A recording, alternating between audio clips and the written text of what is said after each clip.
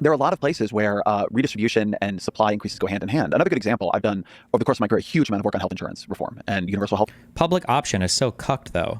If you're somebody who says a public option is so cucked, you just shouldn't have an opinion on healthcare. You've never had issues with the healthcare system. You've never had a major medical event in your life, and all of your opinions about healthcare are completely and totally formed by whatever online far left group you hang out with. Just don't talk about it. You don't have to say anything about it at all. Nobody's forcing you to give your dog opinion on healthcare. Get the fuck out of here. You don't care about a public option or whatever because you don't think it's like the most politically pure position that you could inhabit, and fighting for single payer, whatever bullshit gives your empty and hollow life some kind of meaning. But rather than destroy any sort of like real conversation about policy in the United States that would have a massive measurable increase on the well-being of people who do need some sort of affordable healthcare option, you could just like shut the fuck up and not talk about it at all. Whatever anything to say.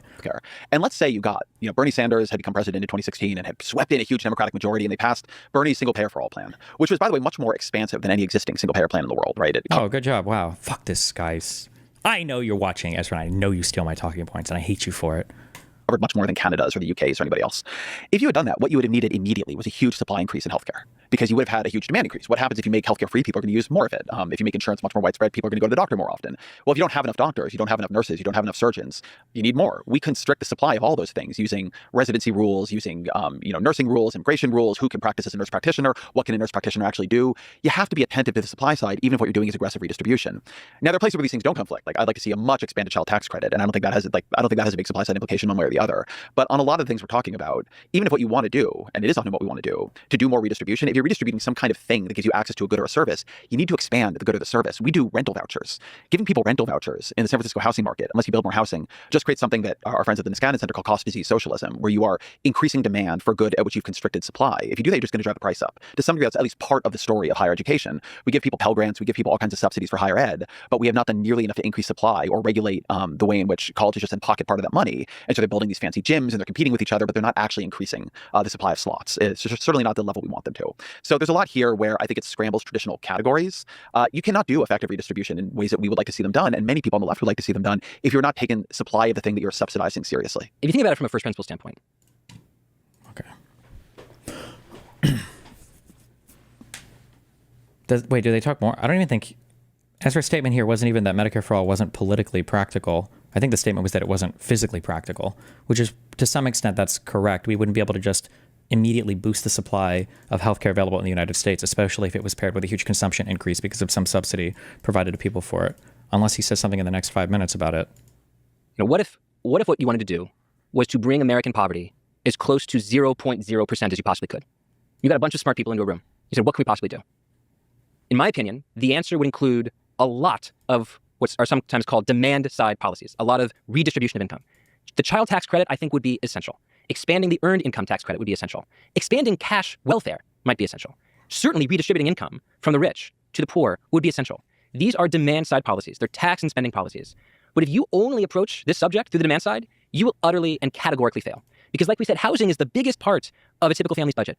And if your only policy on housing is to increase housing vouchers without increasing the supply of housing, macroeconomically speaking, there's only one direction for housing prices to go, and it's straight up to the moon. You're not actually bringing housing prices down. You're just subsidizing a constricted market and therefore creating enormous inflation.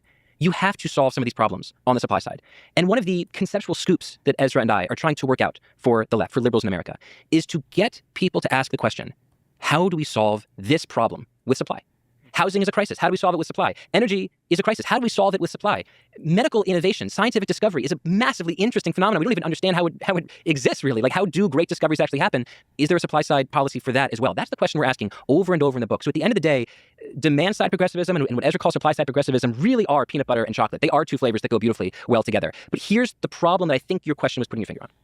I think a lot of Americans don't believe that these things work together, because what they see is a liberalism that just taxes and spends, and Americans don't see the benefits of that spending. The Biden administration authorized $42 billion to build rural broadband in America. Practically none of it was built. Authorized $7.5 billion to build EV charger stations in America. Practically none of it was built. How many tens of billions of dollars have been authorized to build high-speed rail in California? Practically none of it exists. You can't write it. So the problem is when the reputation of a tax and spend liberal makes contact with the fact that people don't see the results in the physical world. Like, where's my money going? I have in my head something like this idea of what I call Equinox liberalism, which is to say there's some forms of liberalism where it's very expensive, but you see what you're getting. Like when you spend $270 to go to Equinox for the month, right? It's a really expensive gym bill, but people who go there seem to love it. They're like, the equipment is always free, everything is clean. I go into the locker room, there's a bunch of Kiehl's lotions to like put on my face after I shower. I am getting exactly what I'm paying for. Yes, I'll pay out the nose for a gym because I love seeing that money going to work. And in places like Sweden, Denmark, citizens seem very happy. They're paying much higher taxes than people are in America, but they're seeing where the money's going to work. The problem with a liberalism that blocks rather than builds is that people don't see the money going to work. All they see are the dollar signs being spent by government, and then they walk out of their house and they see collapsing infrastructure, and they see crime, and they see housing prices going to the moon. And so they think, wait, this social contract is broken down. You're asking for Equinox prices, but you're giving me a shit-ass gym, and that's unfair. And so what we're trying to... I feel like this is the exact complaint that I had living in California with the state taxes. Like, where the fuck does my money go towards? I don't really see it anywhere. What the fuck is happening? It is, in a very serious way, because I'm not trying to be flippant about gyms. In a very serious way, what we're trying to say is a part of this problem is that you Democrats have looked so hard at the demand side of the ledger that you've forgotten how powerful the levers are on the supply side. And if we can just pull those levers on housing in particular, we can bring down the cost of living, and people might even support the tax and spend model more because they'll feel like they're participating in Equinox liberalism and not its opposite. Okay. So she cites that video as why Ezra Klein thinks Medicare for all is not politically practical. Okay. But I digress. He clearly means a very particular kind of bold innovation that is not redistributive. You see, that is the other assumption of abundance that leftists, all of whom obviously didn't read the book because none of them have managed to communicate what exactly it is they disagree with, or so I've heard, would argue that we do live in an abundant society. It's just that all of the abundance is concentrated into a particular subset of society. It is clear that Klein and Thompson do not share this opinion.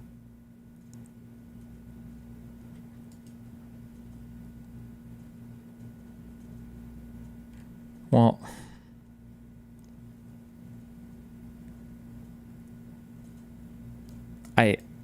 I don't like the use of the word abundance there at all.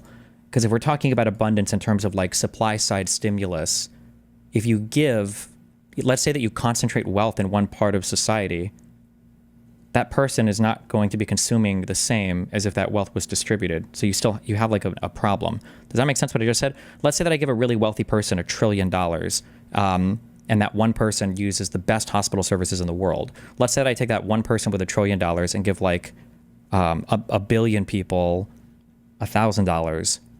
All of those people collectively, if you spread the money out, are going to need to consume way, way, way more stuff than just the one guy with $1 trillion.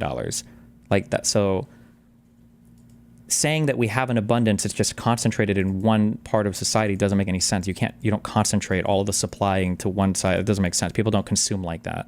So I don't think I like that use of the word abundance here.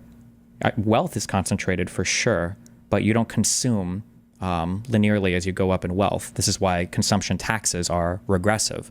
A poor person will consume, it can consume roughly the same as a middle class or wealthier person, depending on the people, but the overall percentage of their income that they spend on consumption is dramatically lower, right? Like an ultra wealthy person doesn't spend 1 million times more on food, even if they have 1 million times more wealth than a poor person, right? Or 1,000 times more on food, right? It just doesn't work that way. But I think she just means wealth.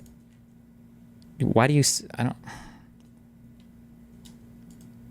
if she just means wealth, then it would be incorrect to use, they don't mean wealth when they say abundance. So it would be incorrect to use their word and then ascribe your definition and say, this is what your problem is. So I don't know. I think she's being cheeky and calling wealth abundance. That's fine. It just doesn't make any sense here. Because she's saying the leftists, all of whom obviously did, the leftists would argue that we do live in an abundant society. It's just that all of the abundance is concentrated into a particular subset of society. It's clear that Klein and Thompson do not share this opinion. I just don't think this makes very much sense. But that's not what they mean when they say abundance. But okay. To sell abundance as a political program instead of a strange impromptu white paper, Klein and Thompson present a reality that connects and justifies their policy prescriptions. It is not the reality I live in, but it may be familiar to you. The Democrats, who've spent decades fighting for a Nordic style of redistribution and welfare, have allowed special interests, namely the social and environmental groups of the 70s, to overregulate the government to the point of paralysis. Because of things like DEI, no one can make anything anymore. And if we just invest in innovation and support the private sector, we can make America great again.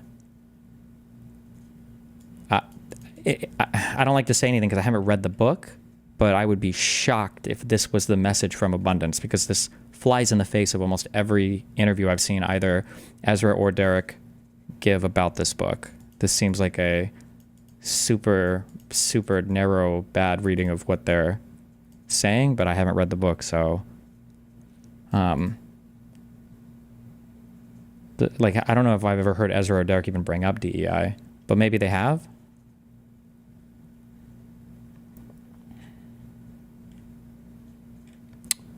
Is the Niskanen Center, is this part of, do they fund this or something?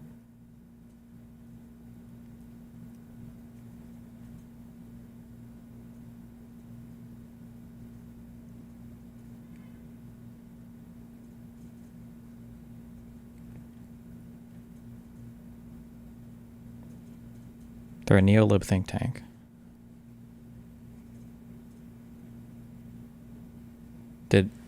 Wait, does this even have to do with the DEI, this article? Cutting through the policy cruft. The United States needs adaptable and responsive government institutions to effectively tackle the complex challenges facing the country, both domestically and internationally.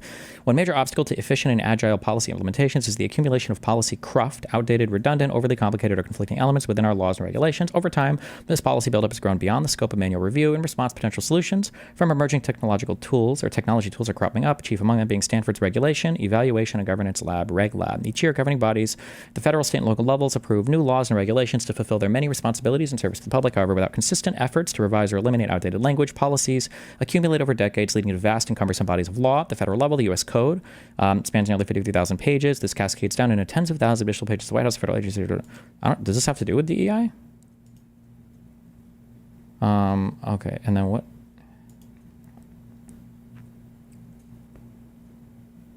Ted Nordhaus. Is he? I don't know if he's friends with either of them, but with Derek or Ezra. Okay.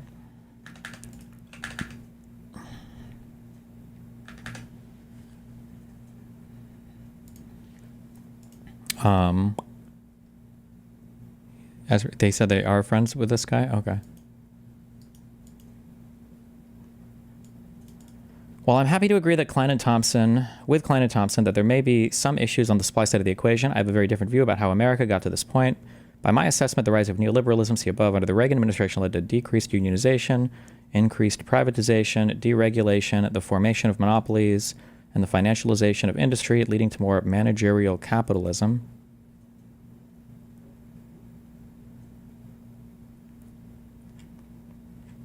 Okay.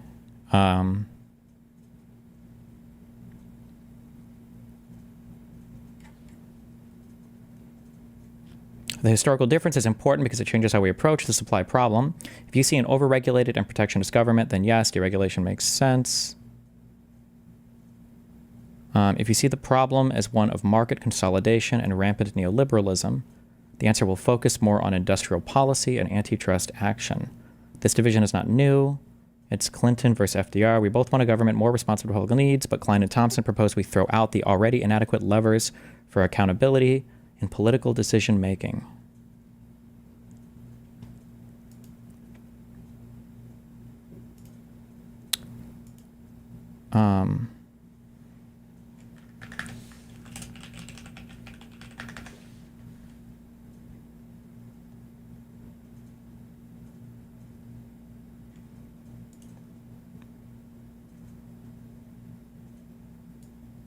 Damn, I feel like this makes it sound like a quote coming from them, but it's not. It's coming from the author of this article, I think. But let me read some of this, I guess. In the months before the re-election of Donald Trump, this article is by Mark J. Dunkelman, right? Wait. Holy shit, I'm so confused how this is layered. An abundance of credulity. They want abundance, but they ignore who profits most from scarcity, by Hannah Story Brown. Okay. And then this article appears in this. Okay, so abundance is by Ezra Klein and Derek Thompson. Why nothing works. Who killed... Okay. This is a different article. Okay, wait, I'm sorry. So this is by Hannah Story Brown. Sorry, Jesus. Okay. In the months before the re-election of Donald Trump precipitated our rapid descent into authoritarianism, two books are being written about the idea that progressivism went astray in the 60s and 70s in abundance. Ezra Klein and Derek Thompson describe a drift into a politics of scarcity and in Why Nothing Works, Mark Dunkelman calls it a cultural aversion to power. Both books ask a pertinent question. Why doesn't the government do big, bold things quickly to address the pressing issues of our time. We have an abundance of viewpoints and veto points, they argue, but a shortage of affordable housing and transmission lines. Something's got to give. The unstated question, of course, is who must give. The problems the authors identify are real, but they largely ignore who benefits from prolonging them. Their vision is of a government that's more responsive to the public's needs, but their proposal is to remove already inadequate levers for accountability and political decision-making.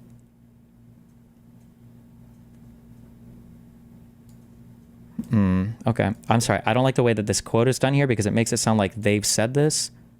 Klein and Thompson propose we throw out, quote, already inadequate levers for accountability and political decision-making. But this quote is by somebody critiquing their book. I don't think I like the way that quote is written, but we should be able to agree that the tools we have to ensure progress and affluence are insufficient without concluding that the answer is to throw them away, improving those tools, making them actually fit for purpose, or require keeping them out of the hands of those who would wield them to exploit us. But that decision is missing, or that discussion is missing from these books.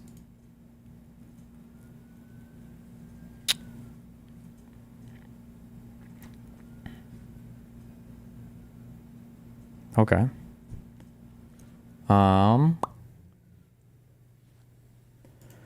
This is the tricky nature of abundance. I agree with some of the suggested policies in abundance, but do not grant their underlying diagnosis and the larger, more dangerous implication attached to these policies. Take zoning. You'd have to be an asshole to argue that America doesn't need zoning reform, but zoning reform won't solve the housing in America. To argue otherwise is to accept that the issue in the housing market are a result of government policy, not corporate power, and market consolidation following the burst of the housing bubble. This is absolutely not the problem with housing right now. The reality is it's a little of everything. But Klein and Thompson are suspiciously quiet on the latter two factors. Curious, when so many people in the abundance gang are looking to buy up large patches of real estate, deregulate, and create their own nations? Jesus. Okay. This is not about them as well.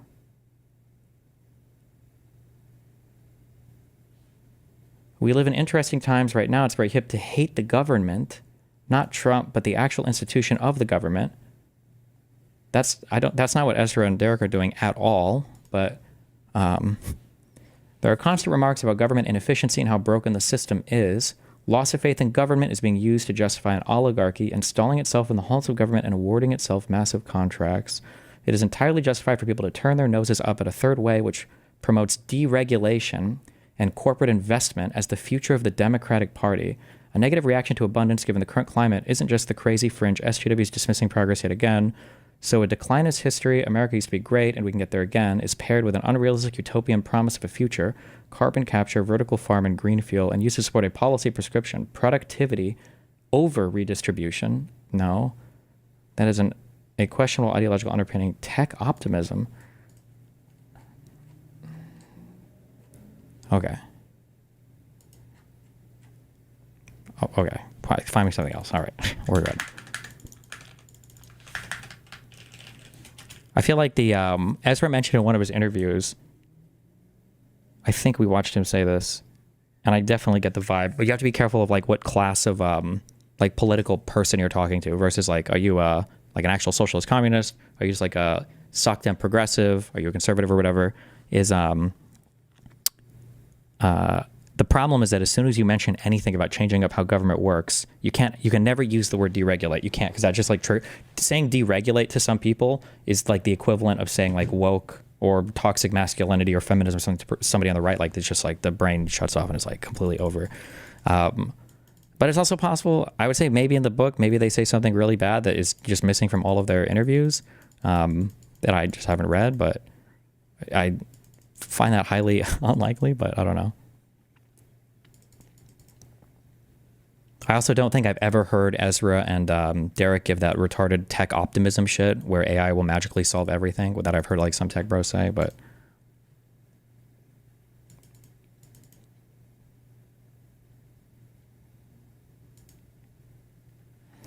they're doing the thing. Oh wait, do you have that quote from Ezra?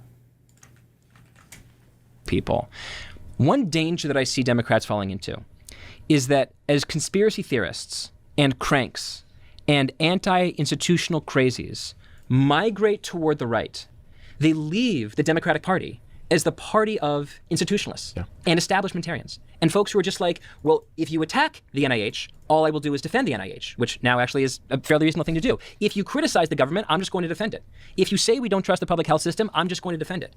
And if we argue ourselves into a position, if Democrats argue their way into a position where all they can do is defend the status quo against the assaults of the Trump administration, we have put ourselves in a situation where we are fundamentally out of step with the sentiment of the age, which is anti-institutional and anti-establishment. And one thing the book, I think, does, at a level of vibes, not at the level of any particular sentence, but the level of vibes, is offer people a vocabulary for, a lens for, being the party of institutions that seeks to understand how those institutions fail for the purpose of reforming them. Not the party that says, the status quo is fine, do not attack it, but rather the party that's completely obsessed with understanding how government works, where it fails, where the levers are that we can work so that we can actually get shit done. I do think that it offers parts of the left this new language for taking institutions seriously and critically at a time when voters are honestly going to be, for the foreseeable future, angry at the status quo. Pod Save America is brought to you by Z-Biotics Free Alcohol. Let me tell you, if there's a surefire way to wake up feeling fresh after... Okay. Yeah, like I largely agree with that. I get called like an institutional cuck all the time. People are like, oh, you never... How many people say, oh, Dusty, you never criticize the government? It's like, no, I think you can offer criticisms, but your criticism has to be better than we need to take everything apart and destroy it. Like it has to be, there has to be something more than that for all the anti-institutional people.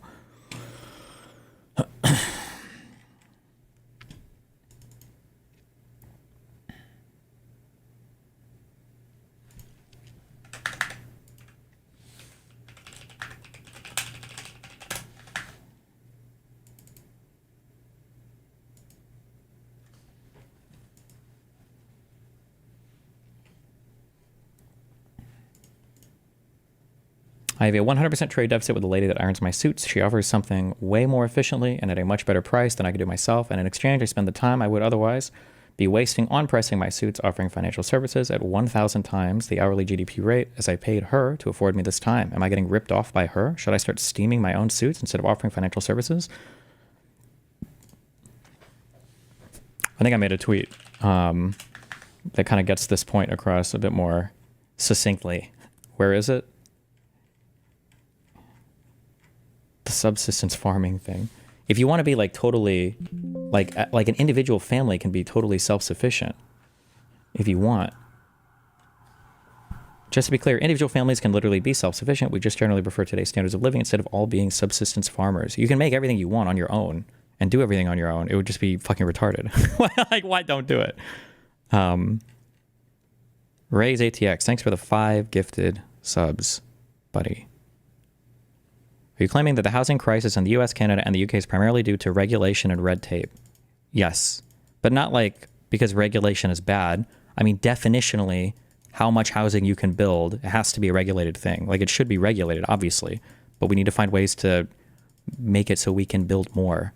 I think housing is one of the few things that the free market solves for, like, really well. Like, if you zone for housing in a place, people will build it. Like, it's a pretty easy thing. There are people who are willing to build. The supplies are pretty easy to get. There are tons of people that are willing to buy. There's a decent amount of like, well, there can be like liquidity and access to information in these markets because people who are moving are willing to move. There could be a ton of different players involved for competitive like bids on the actual construction itself, on the servicing of the loans. Like, housing probably is something that works pretty well in a market system, but it's just a matter of like, can you actually build the housing, which is the challenge. If Kamala wins, you are 3 days away from the start of a 1929-style economic depression. If I win, you are 3 days away from the best jobs, the biggest paychecks, and the brightest economic future the world has ever seen. Did he really tweet this? Or truth this?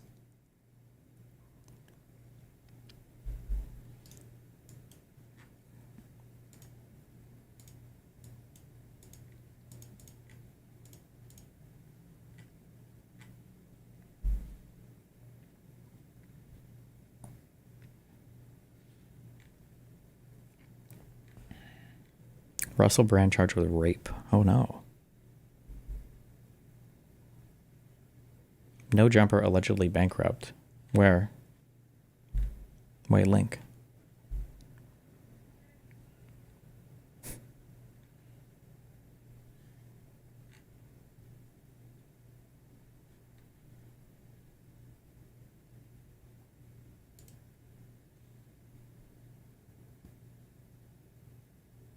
Oh, I get it. Jesus Christ.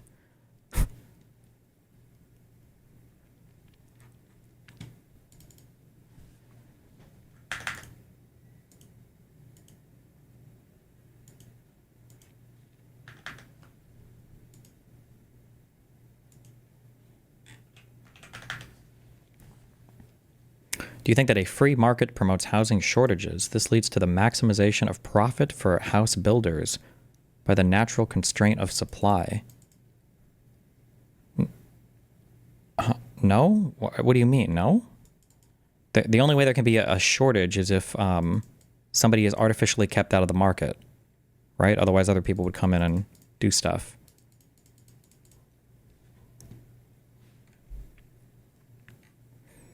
Jerome Powell will become the Fauci of Trump's second term, where everything just gets blamed on the Fed. She kind of did it, or Trump kind of did it before when he was blaming the Fed for not keeping rates down whenever they were thinking about raising them in his presidency. What? Wait, I don't get it. I'm dumb. Your switch costs $399.99 if the bullet hits Trump, but now that it missed, now tariffs are going to come in, and who knows how much the next switch is going to cost.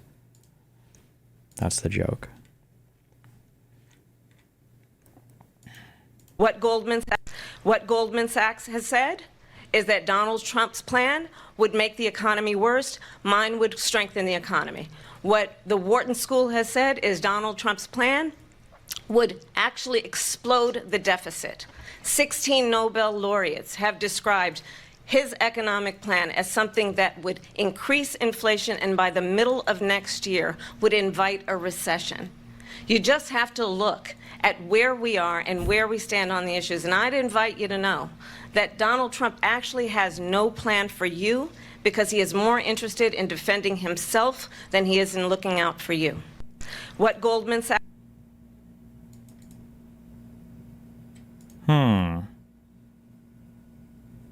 Pre-watched reality.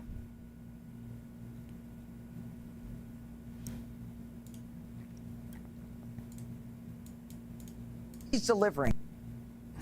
I don't really care about my 401k today. You know what? Not that I can afford it, not that it isn't important, not that I'm not at a point in my life when I should be worried about my 401k, because I am. But this is what I believe. I believe in this man. And I believe that what we're seeing now with his bringing in $1 trillion in business and manufacturing and companies moving back to the United States. All right. Jesus.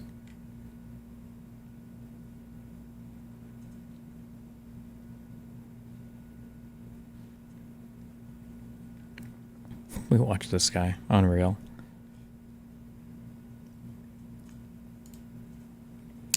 You use sweatshops. The quartering, my coffee. Wait. Tea and Cocoa. Coffee Brand Co. Coffee Brand Co. Hey, Derek. Thank you for reaching out to us. The brand is Gildan, made in Nicaragua. 50% cotton, 50% polyester, dry blend. Let me know if you have any other questions. Always happy to help. Oh, for the shirts they sell? Nice.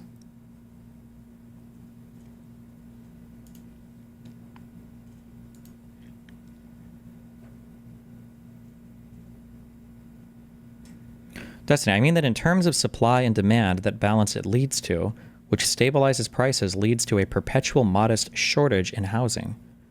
There is a good in most markets, but housing is different. What are you talking about? This is good in most markets. As long as there's a payoff for building a house and selling it, people would build houses and sell them. As long as there are people willing to buy them at a price that is worth manufacturing them for, then there will always be people building and selling houses, assuming there's not an artificial constraint on the supply.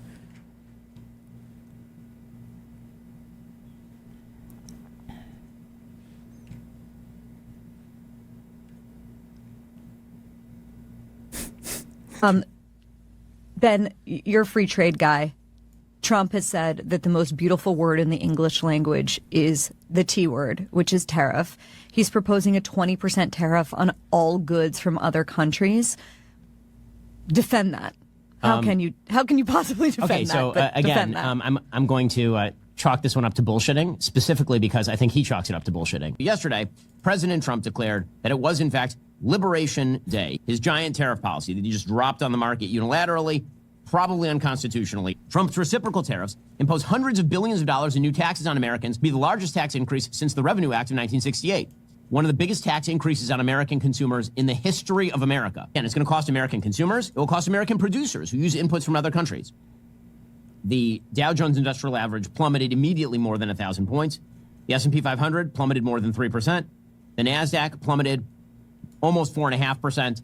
There are real-world implications for this sort of stuff. Trade wars are, in fact, not good and not easy to win, particularly if you don't actually have a plan.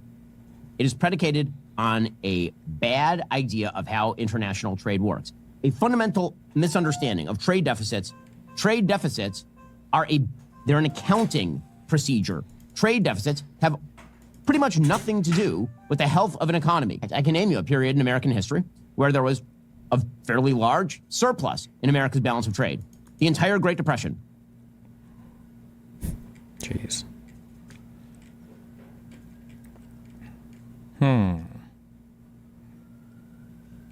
S&P 500 indexed to Inauguration Day. Nice, based.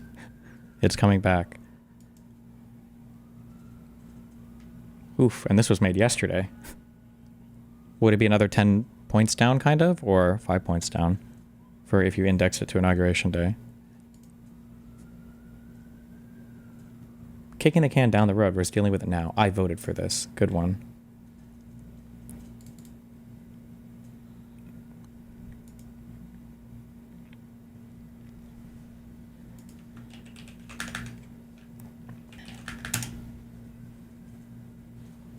U.S. market for the first 100 days in office under Trump are minus 16%, the next worst competitor, and a whole minus 20% below Biden.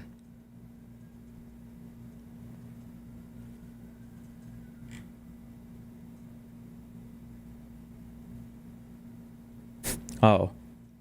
Are negative 16%, the next worst competitor. The next worst competitor was actually Trump in 2017, and then Obama right next to that. And this was at 7 a.m. today, so this doesn't even take into account today. Based.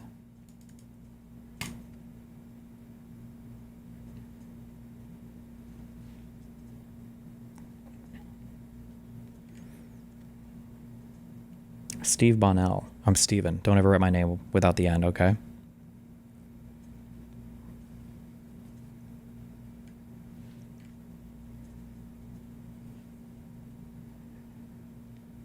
China retaliates 34% tariff on all U.S. What's goods. interesting about our country, if you study history, is We've watched this clip.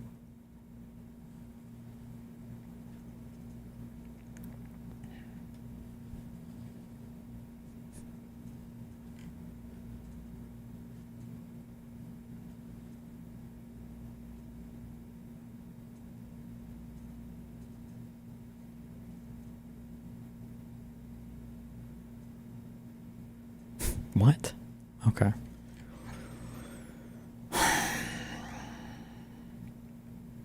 Oh, yeah, they didn't respond to this tweet. Really makes you think, huh? I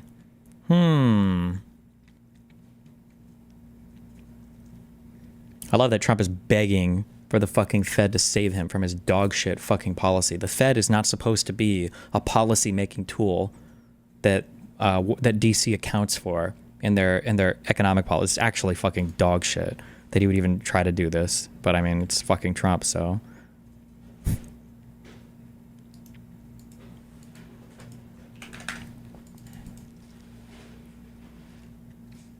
In a one-on-one business negotiation, you are pretty much guaranteed to win the argument if you pull a gun on him, right? But Royce, what if I'm trying to win? Oh, somebody said, I updated the S&P 500 index to Inauguration Day. Nice. In Mueller room. Darn, you got me there. Guess that's it, right? End of the show. I got nothing else to say. Darn. If only there were a way to threaten multiple lives at once. So what do you say, Mark Cuban? We got a deal? What if they, Mr. Wonderful, you want in too? Okay. Barbara? I gotta say, I could have called this one. No. Yeah. Is it our fault? It is not Your fault. Whose fault is it? Oh, fuck, I want to fucking know. Let's cut this shit. It is directly your fault. It is absolutely 150% your fault. Of course it's their fault.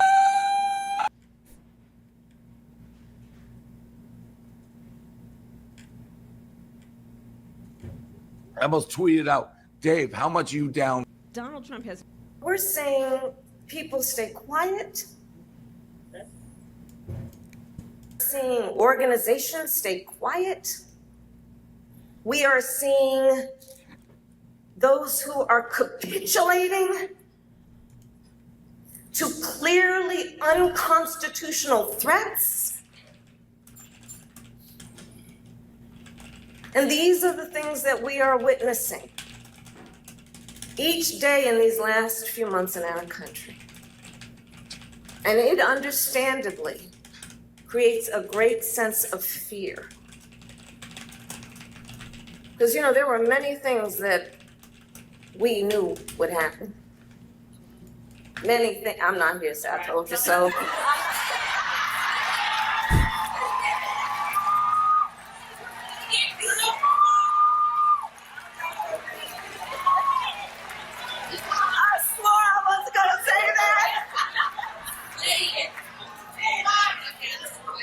But I'll say. True. I've never seen so much value destroyed deliberately. This is the worst leadership ever. On his 73rd day, the Mad King started a trade war yelling tariffs at no one in particular, and the people suffered, kicking off a deep and dark depression. I fucking hate these fucking tariffs because they're so fucking stupid. Nice. True.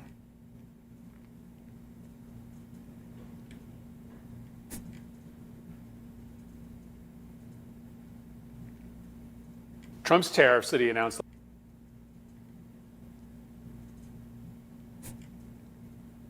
The Mexico pan. Jesus.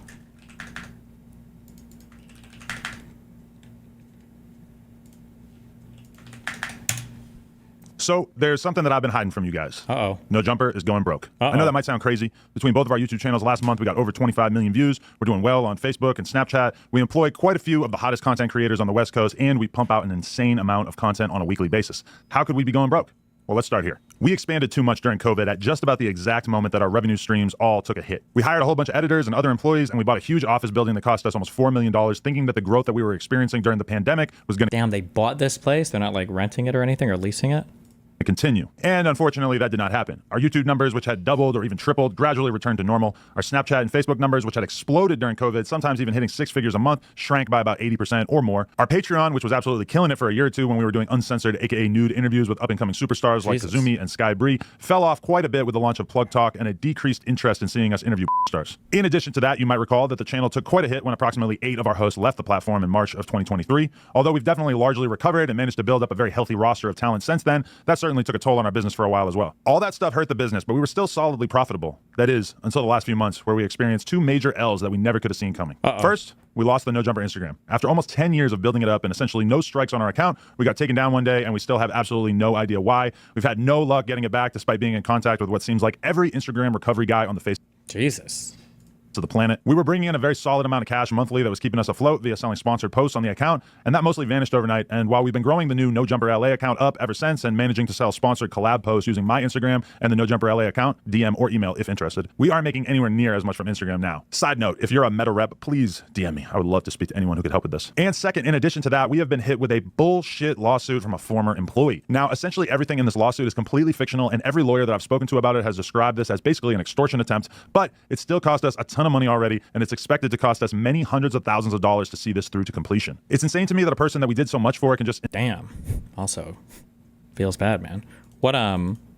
What is he suing him over? Invent some grievances out of thin air and cost us this much money as a result. This person has literally lost every single friend that he used to have when he worked at No Jumper. His streaming career has completely tanked, and he even got kicked off the podcast that he left No Jumper to start, but somehow that's our reality, and we have to fight this rather than just give in to this piece of shit. So as a result of all these circumstances, we are making some changes. Over the last few months, we laid off multiple employees in an attempt to reduce our expenses as much as possible. We closed down our store on Melrose, and we're in the early stages of selling our current warehouse and moving into a smaller space. To be honest, aside from the layoffs, which sucked, I'm pretty happy about a lot of these changes. I've realized that I should have paid more attention to DJ Vlad and kept my overhead as low as possible, particularly in terms of staff and location. I'm confident that once we get the building sold, we'll be in a pretty solid financial position again as a business. Oh, and I also just want to note that I am talking about No Jumper as a business. I've got another business in the form of Plug Talk, and I've got a pretty decent investment portfolio on a personal level. I mean, shit, I'm not $2 million in debt, and I never had to file for bankruptcy like T-Row. But I honestly spend pretty much all of my time trying to create as much content as possible with No Jumper, and I can't really justify doing so unless the fundamentals of the business make sense. It was a big decision to share this stuff with you guys, but at a certain point I realized that I've been honest with the world about just about everything in my life over the years,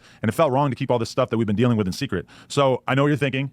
What can you do to help? Well, I do have some ideas, which I'll sort into 3 categories here: free, cheap, and generous. Free. Obviously, I'm infinitely thankful to anyone who watches our content at all, follows us on the @NoJumperLA Instagram, and in particular, those of you who drop likes and comments on our videos and Instagram posts. In the long run, that stuff is super helpful. Cheap.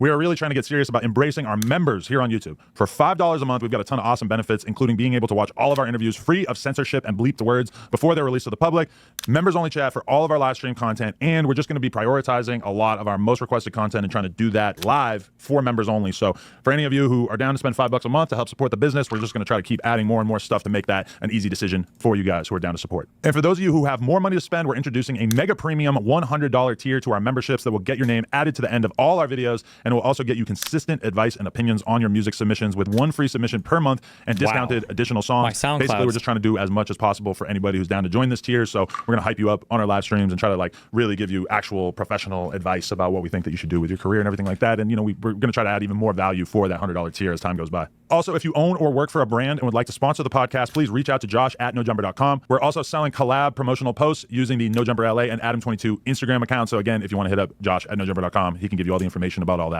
So yeah, there's my update. I've been kind of thinking about telling you guys about all this stuff for a while. I'm not begging for sympathy or anything like that. I'm just being realistic about owning a media business in this day and age. Everybody knows rap is maybe not in the best place that it could possibly be. Podcasts, definitely not at the place that they were in 2021 or 2022. The economy in general, really kind of experiencing some troubles. And really, as we put this building on the market, we've kind of realized that as well, is that there's a ton of other businesses that do similar stuff to what we do, and they're all kind of experiencing hardships. So we're definitely not alone in all this. We're just trying to get the business back to where it was at a couple years ago and get it to the point where it's consistently profitable so that we can start just continuing to dump money into hosts and making great content for you guys, everything like that. So if you want to help us out, that would be amazing. Just go to youtube.com/NoJumper. The membership option is right there on the homepage, or we'll have a link down in the description. And yeah, appreciate you guys. Smack a like. We're out. When you're doing like YouTube stuff or online content creation, I feel like there's a very marginal increase in how much more money you can make by dumping a ton of money into a lot of overhead. So selling that giant warehouse and everything is probably a really good idea. Because you can make like, I mean, obviously, right? I'm in my fucking apartment. Tyler Wayne uses an old SteelSeries headset. Like you can do about the same style of content as you can do in a studio or a massive warehouse order. So yeah, the keeping overhead low is, I think, pretty important. Somebody said a Patrick Boyle video was premiering. Hi, my name is Patrick. Oh. Between 10 and 20%. We might watch this later. We'll see. This can't be real. What is this? How much did you put down? How much did you put down? 20 bands. 20 bands. How much are you paying per month? $1,183. How long are you financing for? 285 months. Yes, sir, Miss Mims. How much did you put down? 3,500. 3,500. How much was your monthly payment? 690. How long are you financing for? For life. How much did you put down? Guys, how much did you put down? Wait, is this like a troll or is this some new...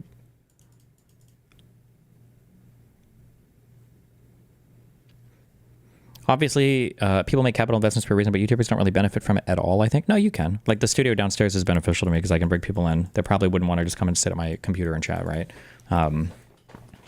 Like, there are value adds there. You just have to be careful not to go fucking crazy with it, I think. No, this guy does satire. Okay. Asmon slop. What you do? I mean, look, 25 years covering tech and markets, it's probably the most absurd 36 hours that I've ever seen, because my view is that this is an economic Armageddon if these tariffs come through. And I think from a tech perspective, these are probably like one of the biggest assets we have in this country. It would take us back potentially a decade, and it would steamroll China ahead. And that's why our whole point right here, even if you got a deal in a month or two, you're already looking at 5 to 10% earnings cuts across the board in tech just to start. And I think that's really the worry right now as a tech investor. Apple, American. Can somebody show me that post that somebody made on my subreddit where they're like, don't let Trumples confuse you on a thing? Somebody, if you know what I'm talking about, somebody link it, please. Also, I just watching that last chart about comparing it to other presidents just reminded me of something. It's incorrect to think that the market is down at the beginning of the year, that it's down 13.5%. That's probably not the framing you should have. It's probably down like 16%, 16 to 20%, depending on how optimistic you want to be, because it should be up, right? It probably should be up at this point by, I don't know, 4 points maybe, instead of down 13.5 points. So.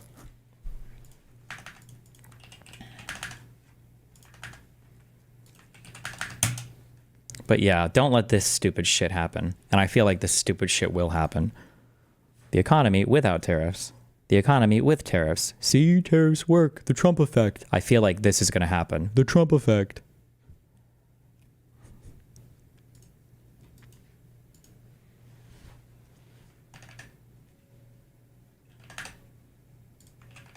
And I can't. And for that This is reason, the problem. Is like he's looking at it from an investor POV. He's looking at it from an investor POV. People thinking about it from like their own individual POV. That's the problem. Yeah, and like that's it's overvalued. Well, here's the best example that I can give you guys about stocks being bullshit. Let me use restroom quick, but to prepare myself for what is certainly going to be ingenious financial analysis. 1 sec. Oh boy.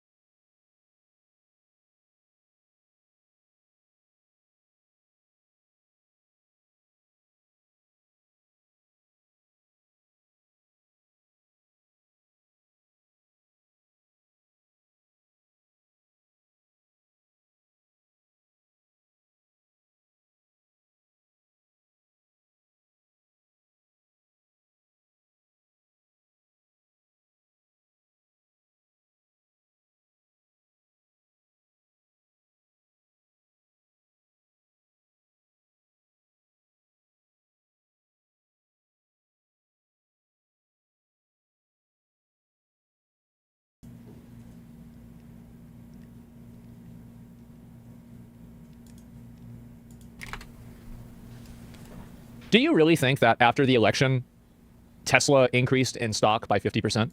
Oh, why are you fucking showing me fucking this guy's takes on anything having to do with fucking stocks? So his example that the stock market is bullshit is going to be based on literally the most bullshit stock?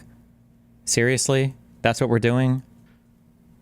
In 2 months? Do you really think that Tesla as a company's value and capacity increased almost by double? No.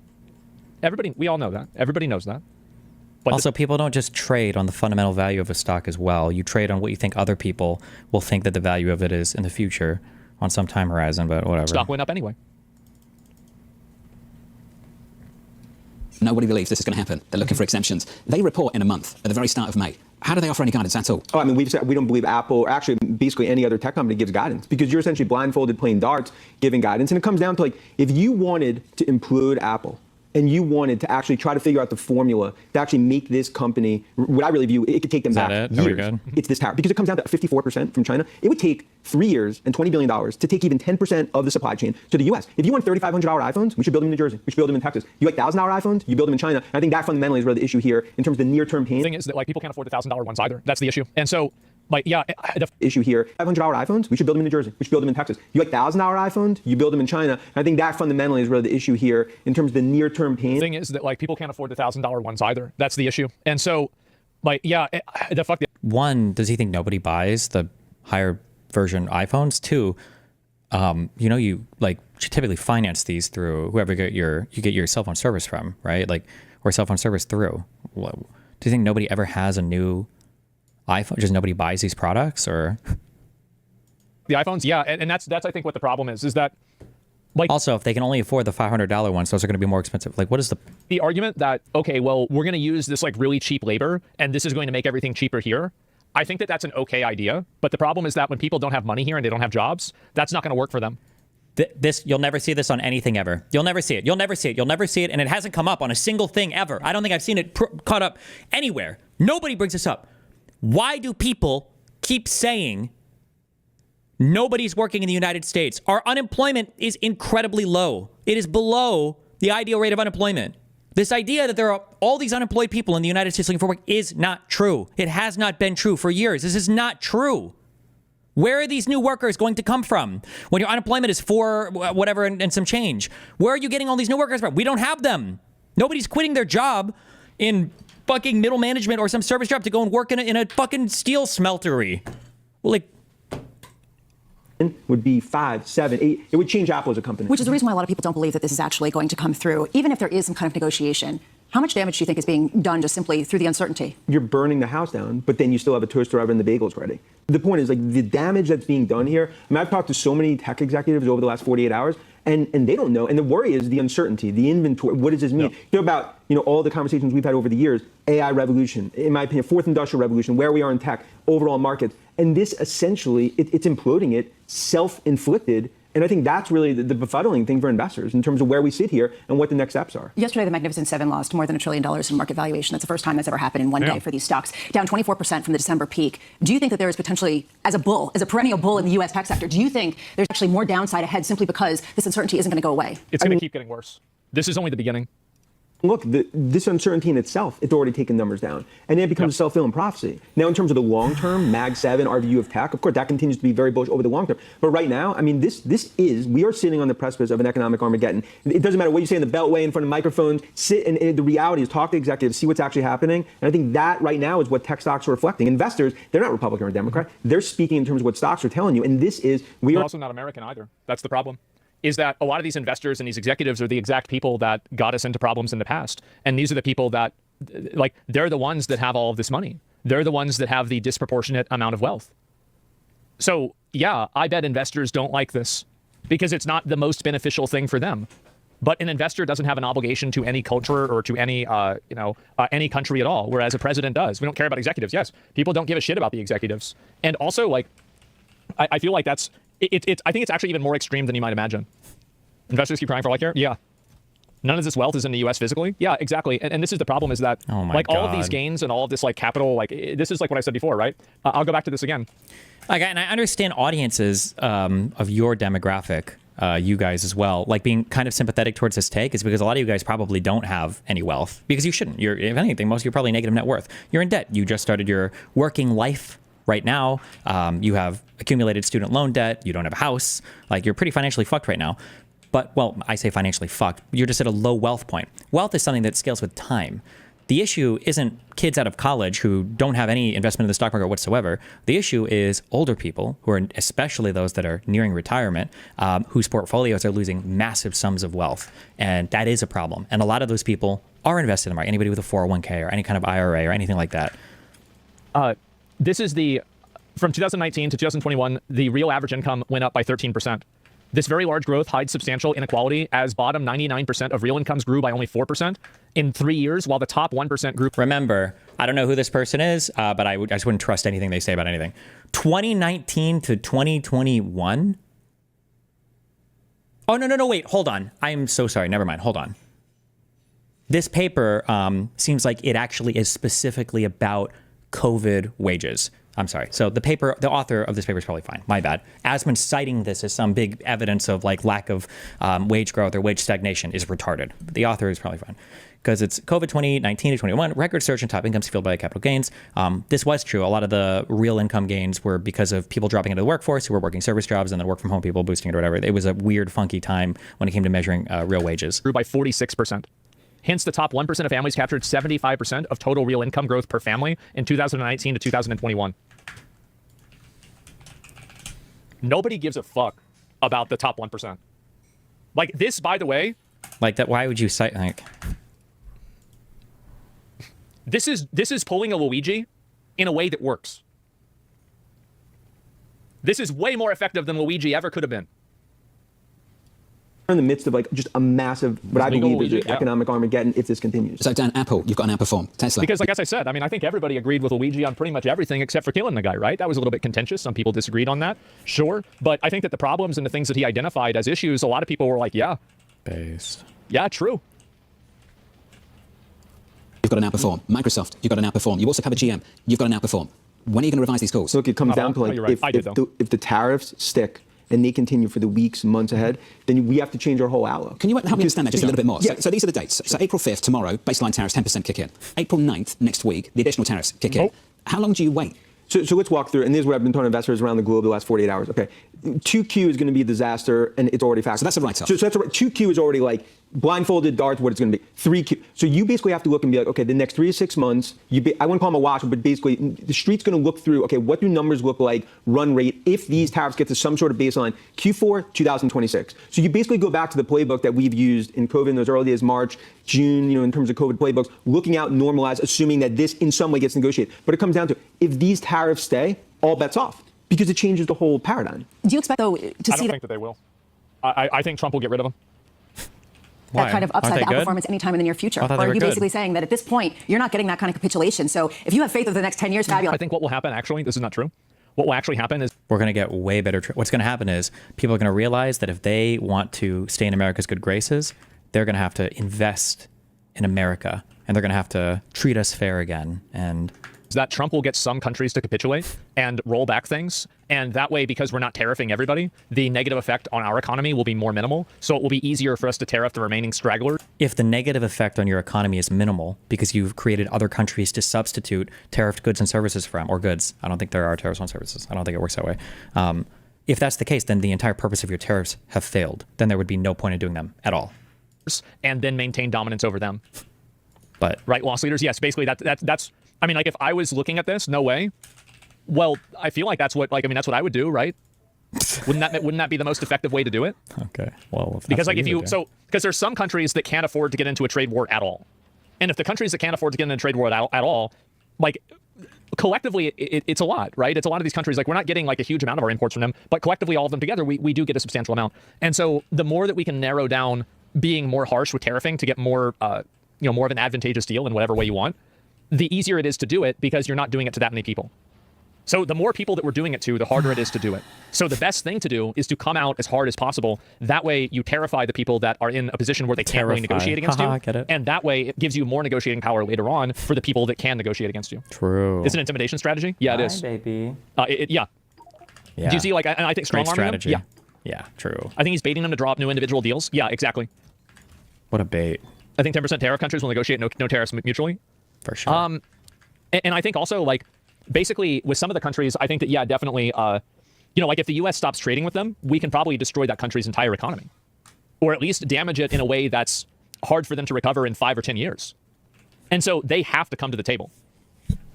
And I think the reason why this argument is self-defeating and brainless is that let's assume that everything you're saying is true. Then why not just go to them and say that? Why would you actually do the tariff? Why not just say like, hey, we want to renegotiate? Why not just do that instead? Wouldn't that be the smarter thing to do? That's the way Trump is looking at it. And this is what I was saying before about, and that's good. I told you guys I think he's a psychopath. Absolutely. Yeah, but you think it's epic that he's a psychopath. It's not even a question.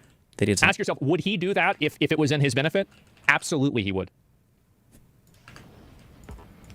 Yeah, it's an ultimatum. It is. And it's brutal. But it's based.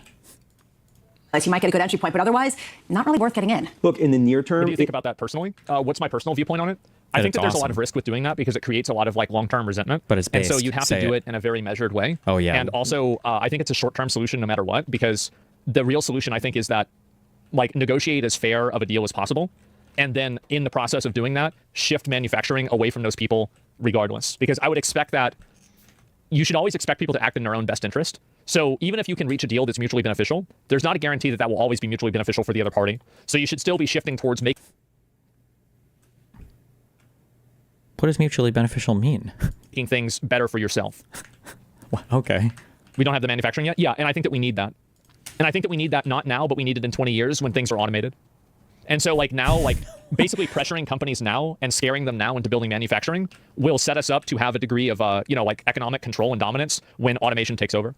Okay. And that's in like 20 years.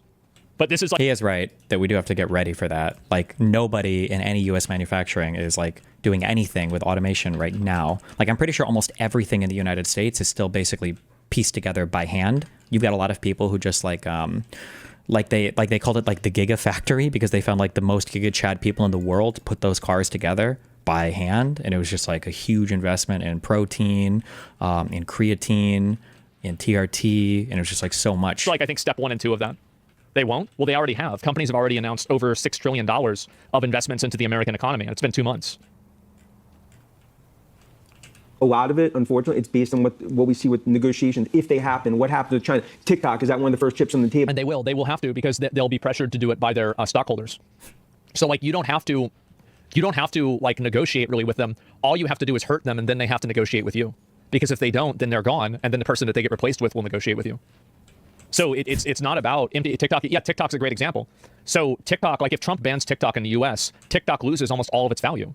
So if TikTok loses half of its value if they get banned in the US and Trump wants it to be sold by the majority of the US, then it's effectively, you're either getting, you know, like one arm cut off or the other arm cut off. But either way, you're losing a fucking arm. And that's I think that's the way that he negotiates. Yeah, one or both. Yeah, exactly. Based ours, yeah, they're experts on Trump. Well, no, I think it's fine. He's TikTok was okay with getting banned in I don't know. India, by the way. They were just like, oh, fuck it, let's do it. That's the truth. I actually don't think anybody knows. For those that are saying automation will never happen, well, and they didn't even sell to anybody there either. Well, this is an extreme version of that it will cost probably thousands, if not millions of jobs. It will erase trillions of dollars of money. And there is only a hope that when you come out on the other side... Isn't he right that this will work, even though it's a fucking retarded way to do it? What will work? It will work. What do you mean it'll work? It will work insofar as like time will move forward and we'll enter a new world where we all still live and exist. It'll just be a worse world than the one we could have lived in. The country's better off because of it. In every measurable way. The reality is that the growth story, in terms of where we see tech over the next, call it 9, 12, 18, 24, that doesn't change here. But the reality is that if this continues, the longer it stays, once the snowball starts going downhill, you can't stop it. Elon Musk, I want to just talk to you a little bit about Tesla and what we've seen over the past few weeks. We have heard from President Trump yesterday that he expects and he would like Elon Musk to stay on with the Doge effort for a prolonged period of time, but that he will be going back to his company maybe in a period of months. Does that help insulate Tesla, or is Tesla uniquely vulnerable because of Elon Musk's relationship with this administration? Every day Musk stays at Doge and the government, it's another day that there's more brand destruction for Tesla. And that's just a reality. Tesla's become a political symbol. So we've talked about is that Musk, in our view, really has no choice. He has to take a step back to CEO of Tesla. Because look at the 1Q delivery numbers. Look at just even if you go from brand. But he can't take a step back because any company that can be memed to death by one man is probably a company that was memed into existence by one man. I think that's how the saying goes. Brand issues, that crisis continues. I think the long-term sort of view and the long-term brand of Tesla changes, and that continues to be, how we view it. It's a fork in the road. It's a moment of truth from us. He needs to make the right decision as a fiduciary and CEO of Tesla. Dude, I can't imagine if you were a Tesla investor, how fucking mad you would be right now. Even their estimates and quote, confirmed the unprecedented brand damage we had earlier feared. And we saw these anecdotes about European sales. I'm not sure why Tesla sales are down. If it's all because of Elon Musk or if it's for other things, I'm not sure.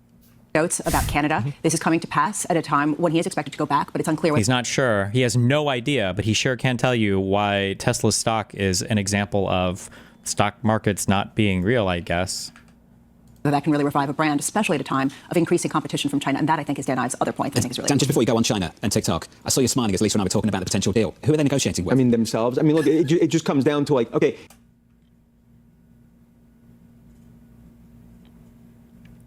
Arguing tariffs will bring in foreign investments while saying foreign investors are the problem and why we're in this mess peak analysis. That's true. Also, if you're building domestically in the United States, you're literally building just to sell to the United States. I wonder if it would be even worth it for access to the US market. If you consider that if I build a factory in the US, I can sell to Americans with no tariffs, but now I can't sell to anybody else in the world without getting hit with a tariff. I wonder if that's even worth it. Holy shit, I didn't even consider that one. Damn. Is it Oracle, Ellison, PE? Look, my whole view there is that it's a chip on the table. ByteDance keeps the algorithm. There's some sort of combination, in terms of who ultimately sells it. But I just view it as part of a broader negotiation. But Trump is absolutely going to be able to strong-arm them into selling TikTok. It's not even a question. What do you mean? Why would Trump be able to strong-arm them? With what? It's ByteDance, it's a Chinese company. India wasn't able to strong-arm them into selling when they banned the app there. What? Why? Where does this confidence come from? What? Of course he is, because if he bans TikTok, then TikTok loses all of its value. Wait, do you know that TikTok does exist as an app in other countries? Number one. Number two, loses its value to who? Like, why would if ByteDance sells it to an American company, it's literally just for the benefit of the United States. Like what? Do you think China cares that much?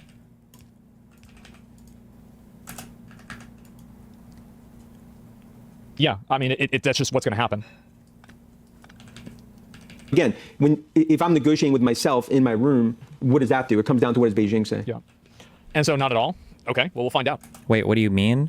I mean, why would you, if ByteDance is not like a company that is like just looking to make money and maximize profits and do whatever for their shareholders, right? This is the CCP has a stake in this company, right? So it's not like ByteDance is going to feel like super pressure to sell TikTok as a company in the United States. My guess is that they'll just let it die. Or if they do sell TikTok, they'll sell the brand and the app, but they'll like trash. They won't keep up any of the data backend or any of that shit or any of the whatever makes the app work. They'll just sell the brand and then ditch it or whatever. Would be my guess. Yeah, why hasn't he done it yet? I'm not sure. Yeah, I have no idea. I don't know why. No country in the world can compete with China. Their whole way of thinking is going to be different than the West. Not the EU and US will all lose. Well, maybe we'll have to find out, right? I'm not sure. You realize that there are 8 billion people and the US has 360 million? Yeah, but all people are not created equal. A bunch of the people that live in shitty third world countries are not worth as much to a application or like an app developer as people in the richest economy in the world. I love how these people don't look at this is what I mean when I say people take for granted the United States. You take it for granted. They don't deserve it. They don't deserve it, right?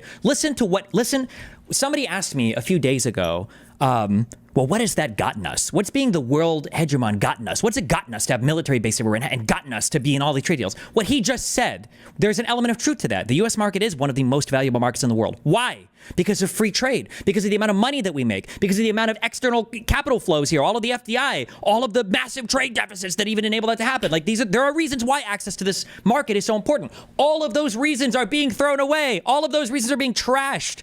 So uneducated nitwits like this won't be able to say that anymore. Oh yeah, well of course they want access to the US economy. Why? Because we are champions of free trade for the entire world. That issue's fucking gone. Okay, well, there's a domestic market that's incredibly, healthy. Well, that's being tanked right now. Like, what? It's like taking for granted so much.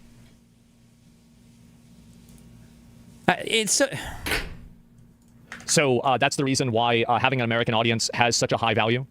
You say that? No, and that's the reason why. So yes, that's completely correct. You're absolutely right that there are a bunch of other people in the world, but access to that American audience and being able to access that audience is a core driving factor in whether this company has any value or not. Europe is also really big too. It's not only the US, but the US is the biggest one. And so you're not really, it's not like we're 10% or 5%. We're much higher than that proportionally based off of the amount of money and everything. I'll look, apparently there's a... Yeah, true. It's almost like, wow, you're talking about the important reasons for having a really big economy with a lot of free trade with other countries on the planet. It makes a lot of sense to do shit here, doesn't it? Truth Social post, but let me go back and double check. And oh jeez. All right, give me a minute. Yep, give me a minute. No surprise to anybody, but yeah, it looks like they're give me a second. They're popping off. Let's see here.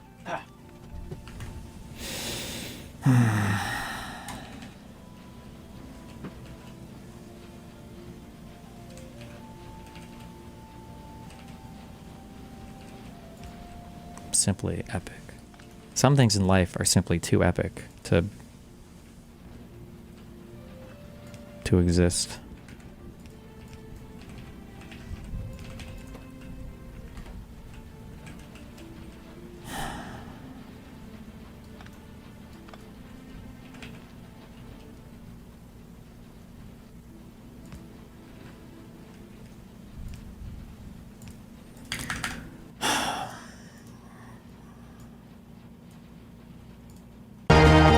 Jesus.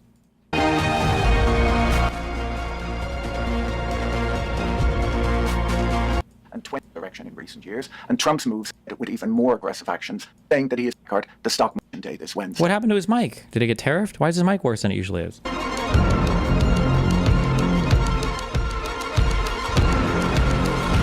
Liberation Day. On what was described as Liberation Day this Wednesday, Donald Trump held up a large cardboard sign in the White House Rose Garden with a list of countries along with his estimate of their tariffs against America, which he said included currency manipulation, trade restrictions, and other distortions like value-added tax. As he revealed his placard, the stock market began its decline to what would soon be the 15th biggest gap down open for the S&P in its history.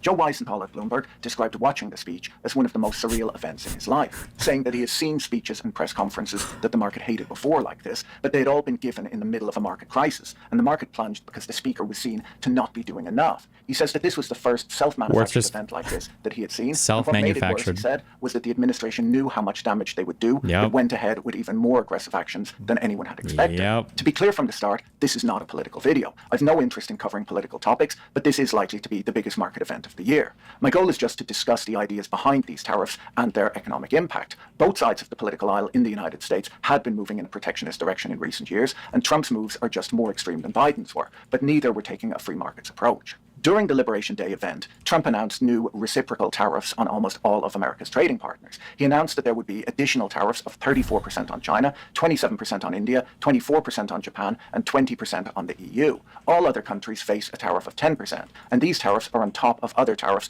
already announced by the Trump administration on China, Mexico, Canada, and the auto industry.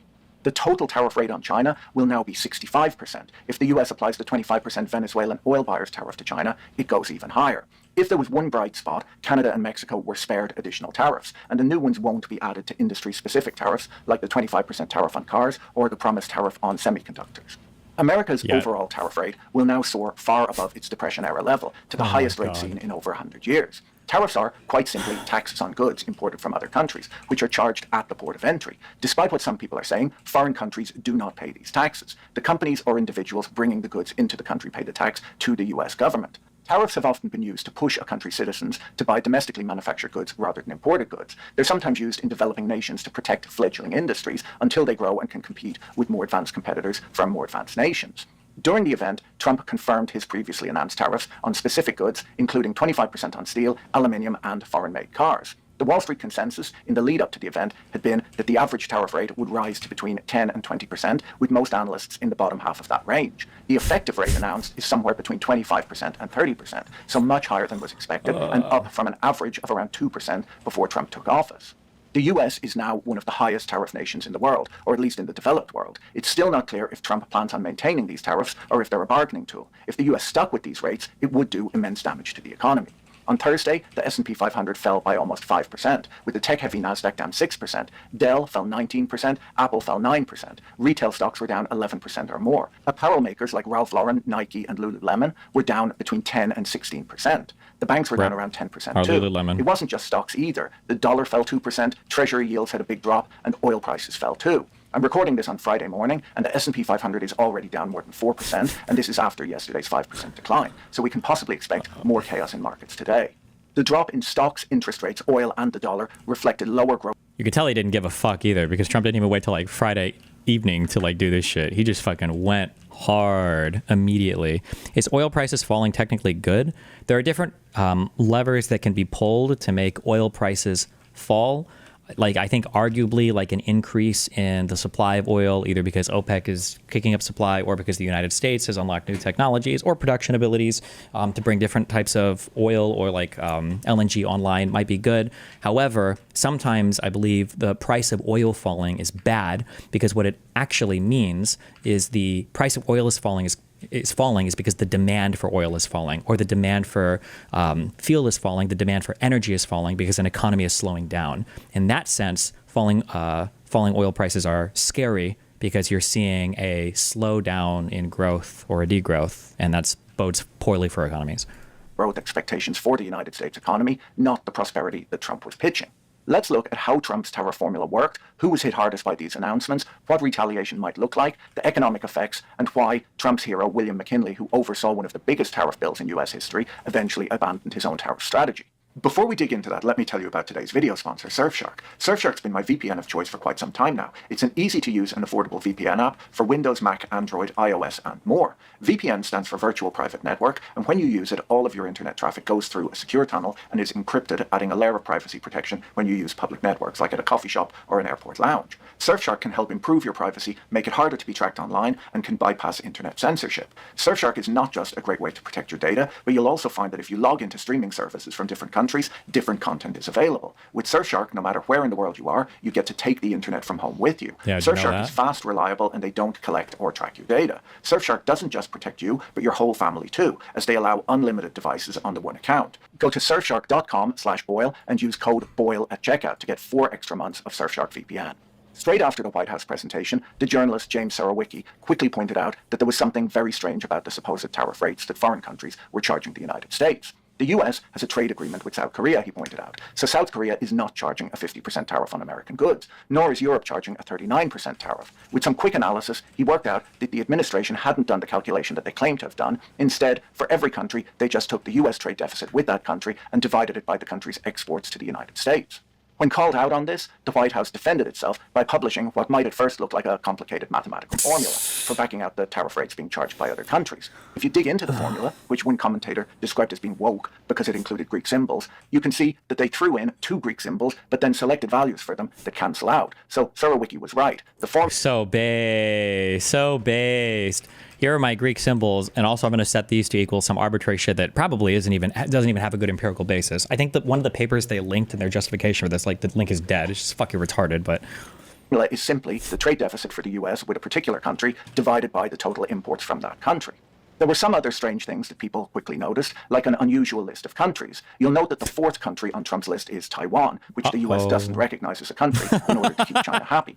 The country list, which included tiny islands and overseas territories, led online commentators to suggest that the White House had possibly used an AI to come up with their trade policy, rather than doing any real trade analysis. The whole televised Oh, I think we got credit for that in Newsweek. I think Newsweek sourced our stream for that, so good job, guys. We did it. Felt more like a game show than a serious trade policy announcement. And in my opinion, they should have leaned into the game show vibe a bit more by possibly inviting the leaders, or at least representatives. Sorry, I don't mean to downplay the Latin Times. The Latin Times also sourced us as well, so. From the foreign nations being tariffed. Isn't the whole point that the Greek symbols cancel so they don't matter at all and they're just obscure?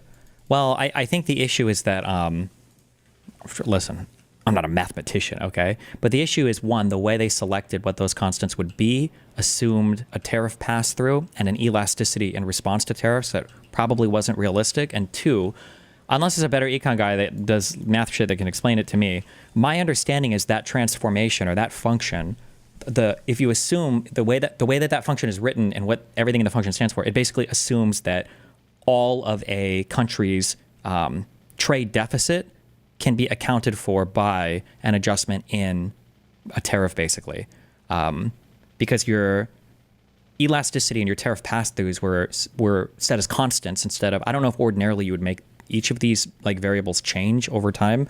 But if you set them to just be constants, you're basically saying that you can tariff at whatever rate and the function will just show you like, oh yeah, because there's not going to be a change. You just have to tariff more and you'll always be able to make up your trade deficit, basically. To attend so that the cameras could zoom in on their faces to catch their expressions as the tariff rates were announced.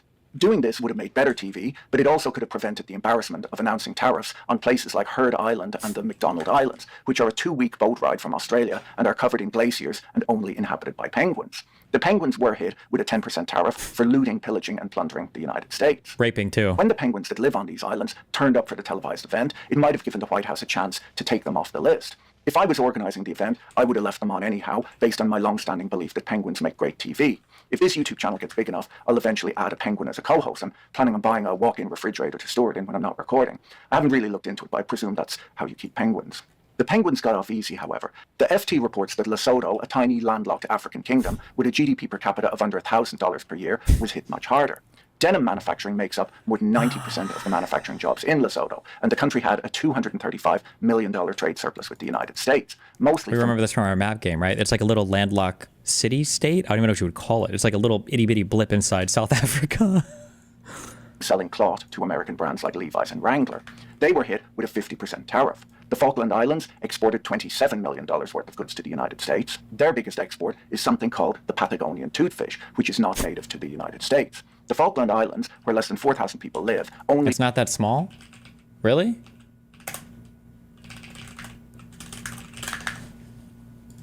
Oh, maybe just because on that map game, it always just seems like a blip. So maybe it's not necessarily that small.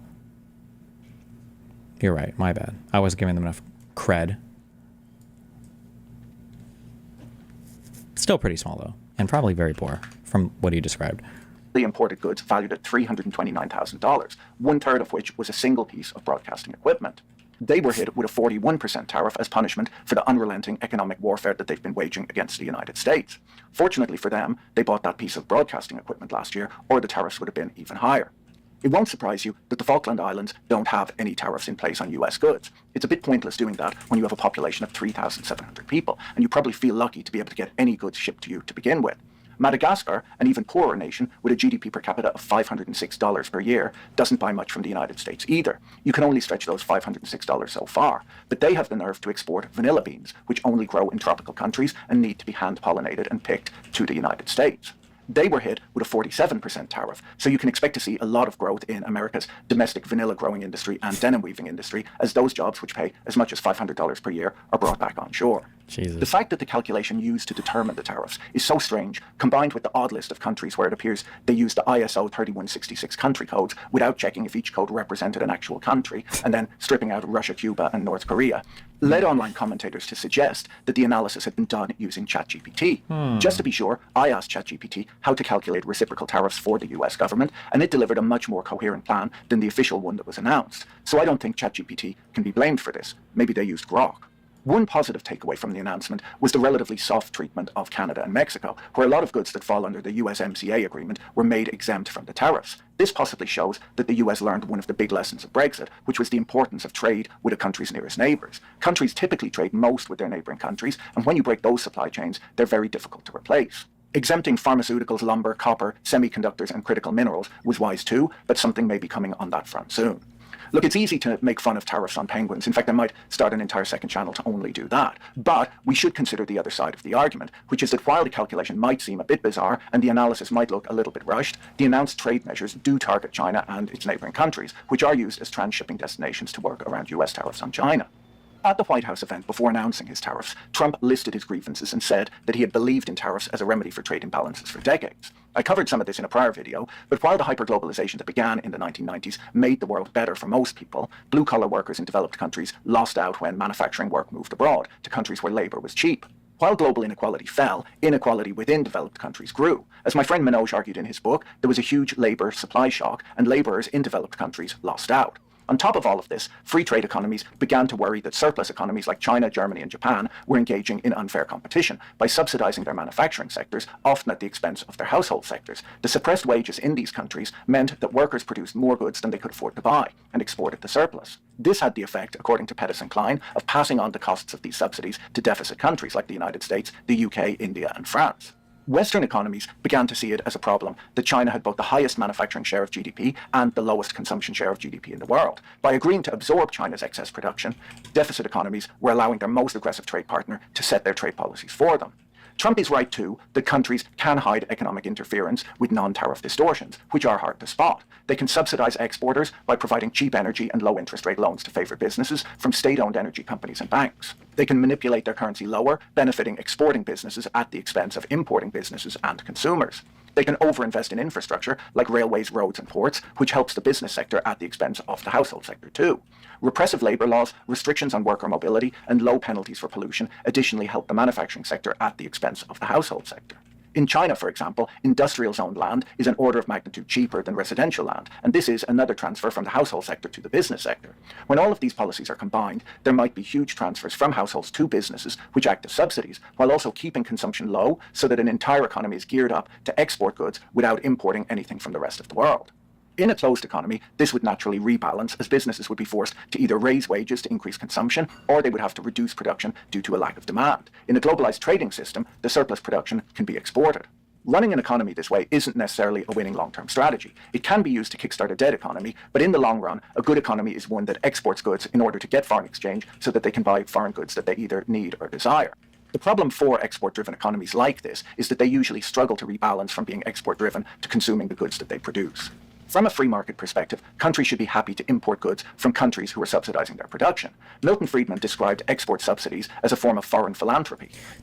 So he's giving, first of all, I actually super disagree that he would attribute any of these arguments to Donald Trump, because Donald Trump couldn't give voice to any of these. But there are more sophisticated arguments for how export-centered economies can, in some ways, take advantage of import-centered economies through sophisticated, this is like the non-tariff tariffs, basically, through sophisticated subsidization schemes that can help that country in a variety of ways.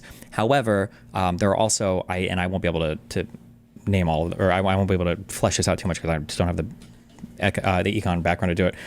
There are also sophisticated counter-arguments on the other side, and he might go into it, for how if it is true that another country is in some way subsidizing a certain market that's made your market uncompetitive, and now they're exporting goods to you and you're importing goods from them, assuming you're not suffering in your country due to the fact that you have massive unemployment or huge destruction in your economy, and you're still employing all your people and your economy's doing good, in a way, they're subsidizing of that industry to make it cheaper for you to buy stuff. In the long run, even though it seems like they're quote unquote taking advantage of you, they're really just subsidizing your consumption and freeing your labor force up for other more productive activity, which I think he's about to get into now. But there are very complicated back and forths that you can get into in terms of what makes trade fair or what makes trade unfair.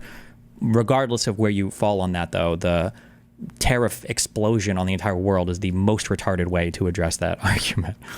Who are subsidizing their production. Milton Friedman described export subsidies as a form of foreign philanthropy. Those who argue for fair trade rather than free trade say that persistent subsidized imports can eventually displace domestic production of often strategically important goods. They worry that these subsidies could bankrupt domestic producers and that this becomes a big problem for strategically important goods like steel, semiconductors, airplanes, and ships. Fair traders will point out how car factories can be retooled to build weapons in time of war, but that you can't do this if neither the factories nor the expertise to run them exist anymore. Trump is arguing that tariffs on America's trading partners are necessary to protect U.S. manufacturing and the American worker at a time when U.S. manufacturing jobs have dropped since their peak in the late 1970s. If you agree, based on that logic, that something needs to be done to rebalance global trade, or even just American trade, and despite all of the disagreements, it would appear that both the right and left in American politics do seem to feel this way, with Trump seeming to believe more in tariffs and Biden more in subsidies, it brings us to the question of why the tariffs are being ramped up so aggressively. And additionally, is it necessary to fight with your closest trading partners, many of whom are in the same position as you, rather than working with them? If the goal was to bring factories back to the United States, most economists argue that a more gradual approach to applying tariffs would work better. Some of the worst hit stocks since the announcement were firms like Apple and Nike. These are very successful American firms who do all of the high value-added design and marketing work in the United States. Remember, high value-added means that, let's say there are 10 stages of manufacturing for an iPhone. at like stage 1 or 2, these are probably jobs that I could do, or I could even set up a group of people to do with little to no training, right? This is going to be like very basic resource extraction and transportation. But at these higher value added stages, so when you've got like silicon wafers that are being etched by machines that cost, you know, as much as a neighborhood will for each individual machine. Like, these are highly skilled jobs that are insanely capital intensive, where the machines themselves require, you know, so much fine tuning, operation, research and development to create them, like sometimes breakthroughs in physics in order to even be able to have the technology to do it, right? These are the stages that you want to protect the most. So when people say we've lost manufacturing because of, you know, not having a steel smelter or whatever, like, that's because we're putting the iPhones together. That's the higher value added stage. It's the more important one that you want to protect. States and outsource the less profitable manufacturing work.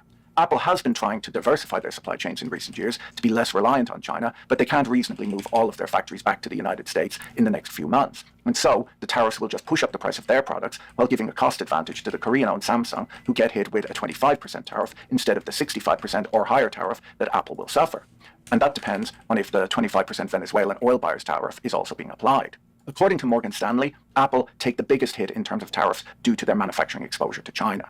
James Scott from King's College London argues that a huge problem with Trump's focus on bringing manufacturing back is that manufacturing has changed a lot in recent decades. He says that the model of manufacturing that underpins Trump's approach hasn't existed for the best part of 40 years, and it's not coming back either. Yeah. The loss of manufacturing jobs is as much about increased automation as it is about offshoring. 100 years ago, most workers were employed as agricultural laborers, but increased farm productivity driven by mechanization put an end to that. The same, he argues, has happened in manufacturing, and reversing this trend is no more likely than great swathes of workers returning to working in the fields. Some are arguing that these massive tariffs are simply a negotiation tactic. The Trump-supporting hedge fund manager, Bill Ackman, tweeted yesterday that sometimes the best strategy in a negotiation is convincing the other side that you're crazy. Treasury Secretary Scott Bessent told Republican House lawmakers the day before the announcement, hopefully not as an April Fool's joke, that the reciprocal tariffs represent a cap of the highest U.S. tariff level that countries will face and could go down if they meet the administration's demands. It's not clear that this is true, as if the plan was to negotiate them down or come up with something that doesn't harm America's largest businesses. The fact that each country is getting a different deal makes it extremely difficult to negotiate one by one with each country in a meaningful way over a few days. I don't see how genuine negotiations could be done at the speed needed to avoid harming America's best businesses. On top of this, due to the wacky calculation, which is based entirely on trade surpluses with the United States and nothing else, there's nothing obvious for many of America's trade partners to offer. What the Trump administration is demanding is that countries should buy the exact same amount from America as America buys from them. Which is this nonsense. makes no sense whatsoever. Yeah. If a business has a relationship with a supplier, that supplier doesn't also need to be a customer of that business. It's so stupid. Madagascar is a good example. While Americans consume over 1,000 tons of vanilla per year, the impoverished residents of Madagascar have almost no need for U.S. exports. There's not much that they can do to close that trade gap, and they're not taking advantage of Americans by selling them a product that Americans want to buy. Countries like Canada and Mexico may sell more to America than they buy from it, but they run trade deficits with other countries and have mostly balanced trade. The idea that any... That is true, actually. I do think that probably one of the only times I'll give Trump credit for being intelligent is he was very smart not to do this on April 1st, because not a single person on the planet would have believed that this was real. So maybe that should have been our warning.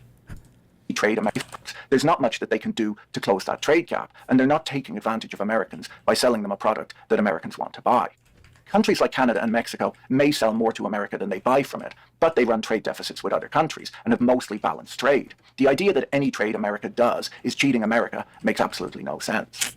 The trade negotiations are further muddled by the fact that Trump claims that they're driven by different factors. The earlier tariffs on China, Mexico, and Canada were placed in part, he claimed, to stop fentanyl from flowing into the United States. If those countries were able to meet Trump's demands on this front, would he then drop the tariffs? It's possible that he simply sees tariffs as a good way to raise revenue, and if that's the case, he wouldn't want to come to an agreement with those countries, as he would need to raise revenue somewhere else then. In a campaign speech last summer, J.D. Vance told the audience that 1 million cheap knockoff toasters aren't worth the price of a single American manufacturing job. While there's obvious hyperbole in that statement, Vance and Trump do seem to believe that America would be better off if it manufactured more and imported less, and Americans would be better off working in toaster factories than doing whatever job they have now. Most Americans don't actually want these factory jobs that J.D. Vance is so excited about either. There were 8 million unfilled jobs in the United States as of the last count, according to the Department of Labor, and most Americans would rather buy an affordable imported toaster than have the... What the fuck, Alex Jones is Jack now?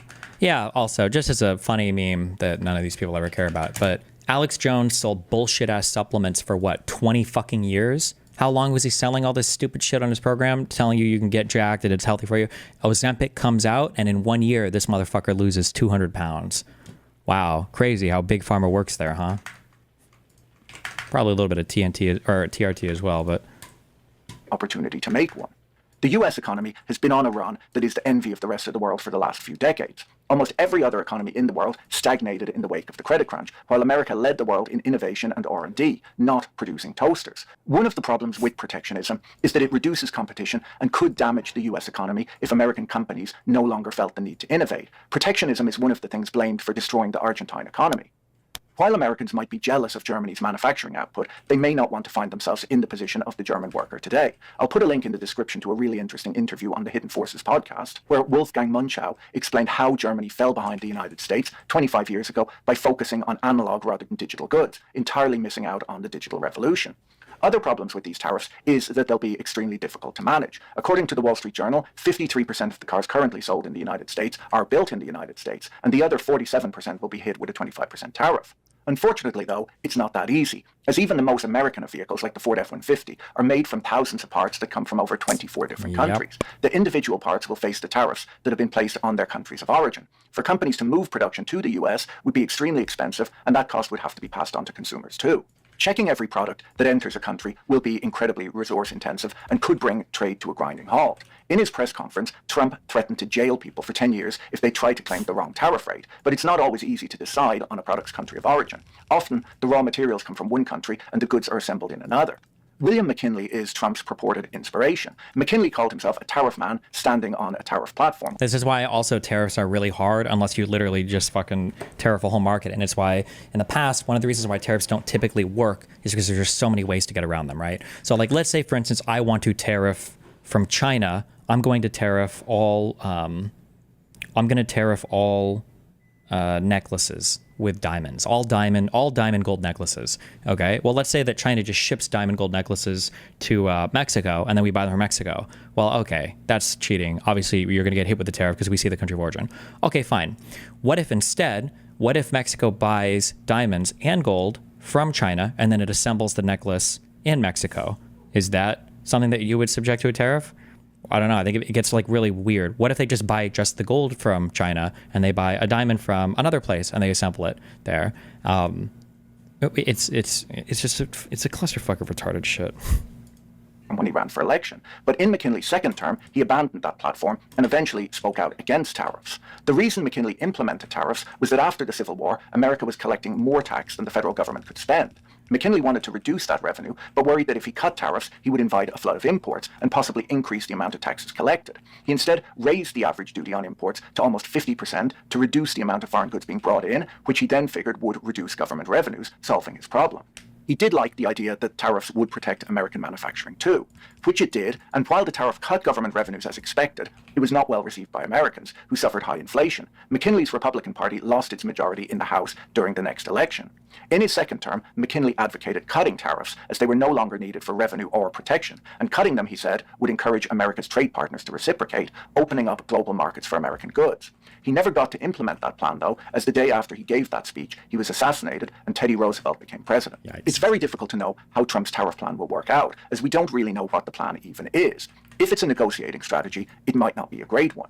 Since Trump took office and has been announcing and cancelling tariffs, both consumer and business confidence have been in decline. When consumers are worried, they spend less, slowing the economy. And when businesses don't know what to expect next, they take a wait-and-see approach and don't make any big investments, which can hit growth.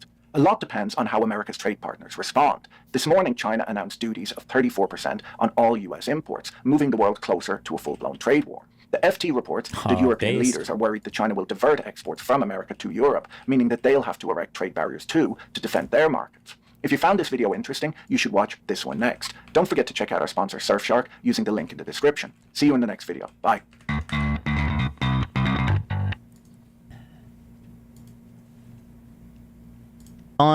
He's called me a bad person with a dying career.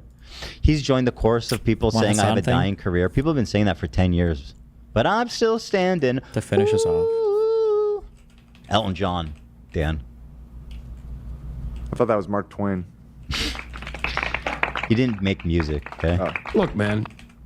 17 months of ethnic cleansing, if you're still justifying bombing hospitals with fucking fake bullshit that Israel never provided evidence for, you're a monster. You're not a good person. Yeah, I agree. Who's doing that? Someone doing that?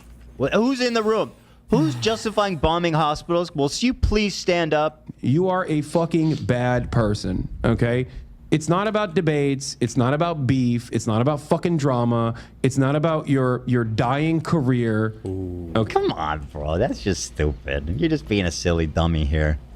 Come on. I mean, I get the same numbers as you do. You know what I mean? Like, man, what are we doing?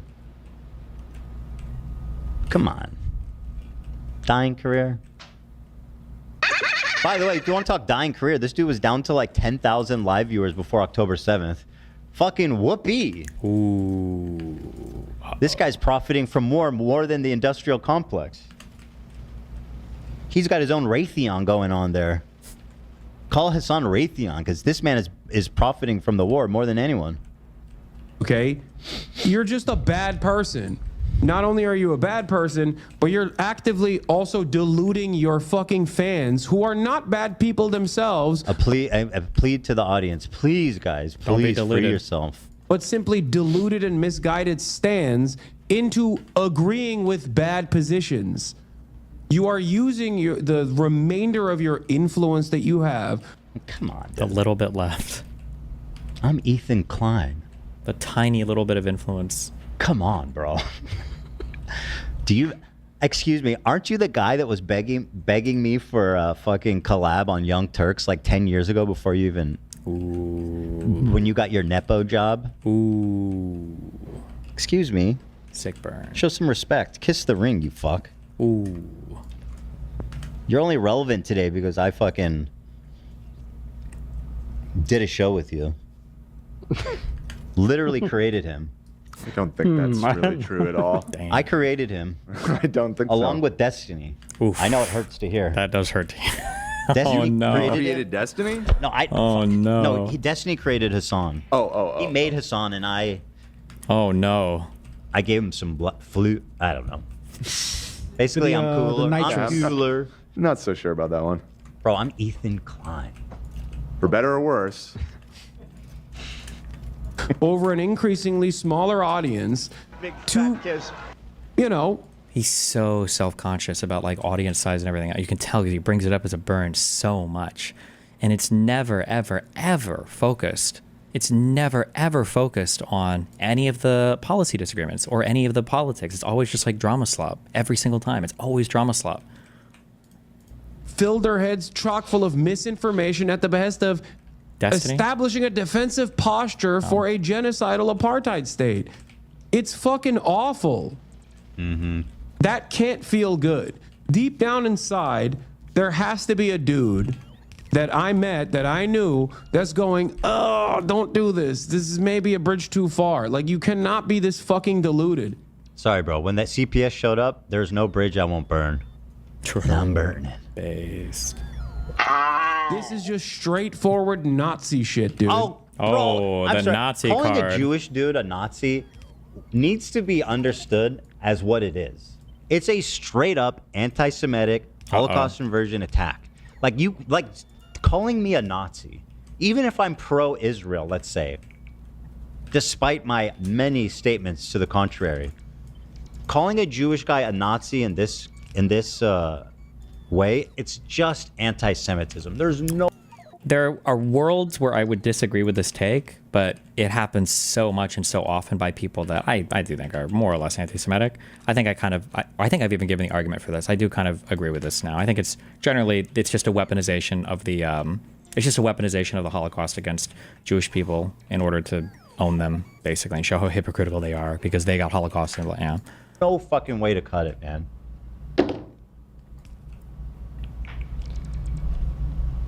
What a scumbag. One step removed from Lebensraum. I mean, what the fuck are we doing here? Lebensraum was the German doctrine that they wanted to remove Russia, a large swath of Russia, for German living space. That's me. That's fucking insane. I mean, like, Like, again, it doesn't make any sense to ascribe that to Ethan, because Ethan has never said that he thinks that Israel should expand their territory into Gaza. So that doesn't make any sense. But, you know. Oh my God, I don't have any other bullets here. Oh, I'm so stupid. Fuck. Can I take bullets out? Okay, never mind. No more for you.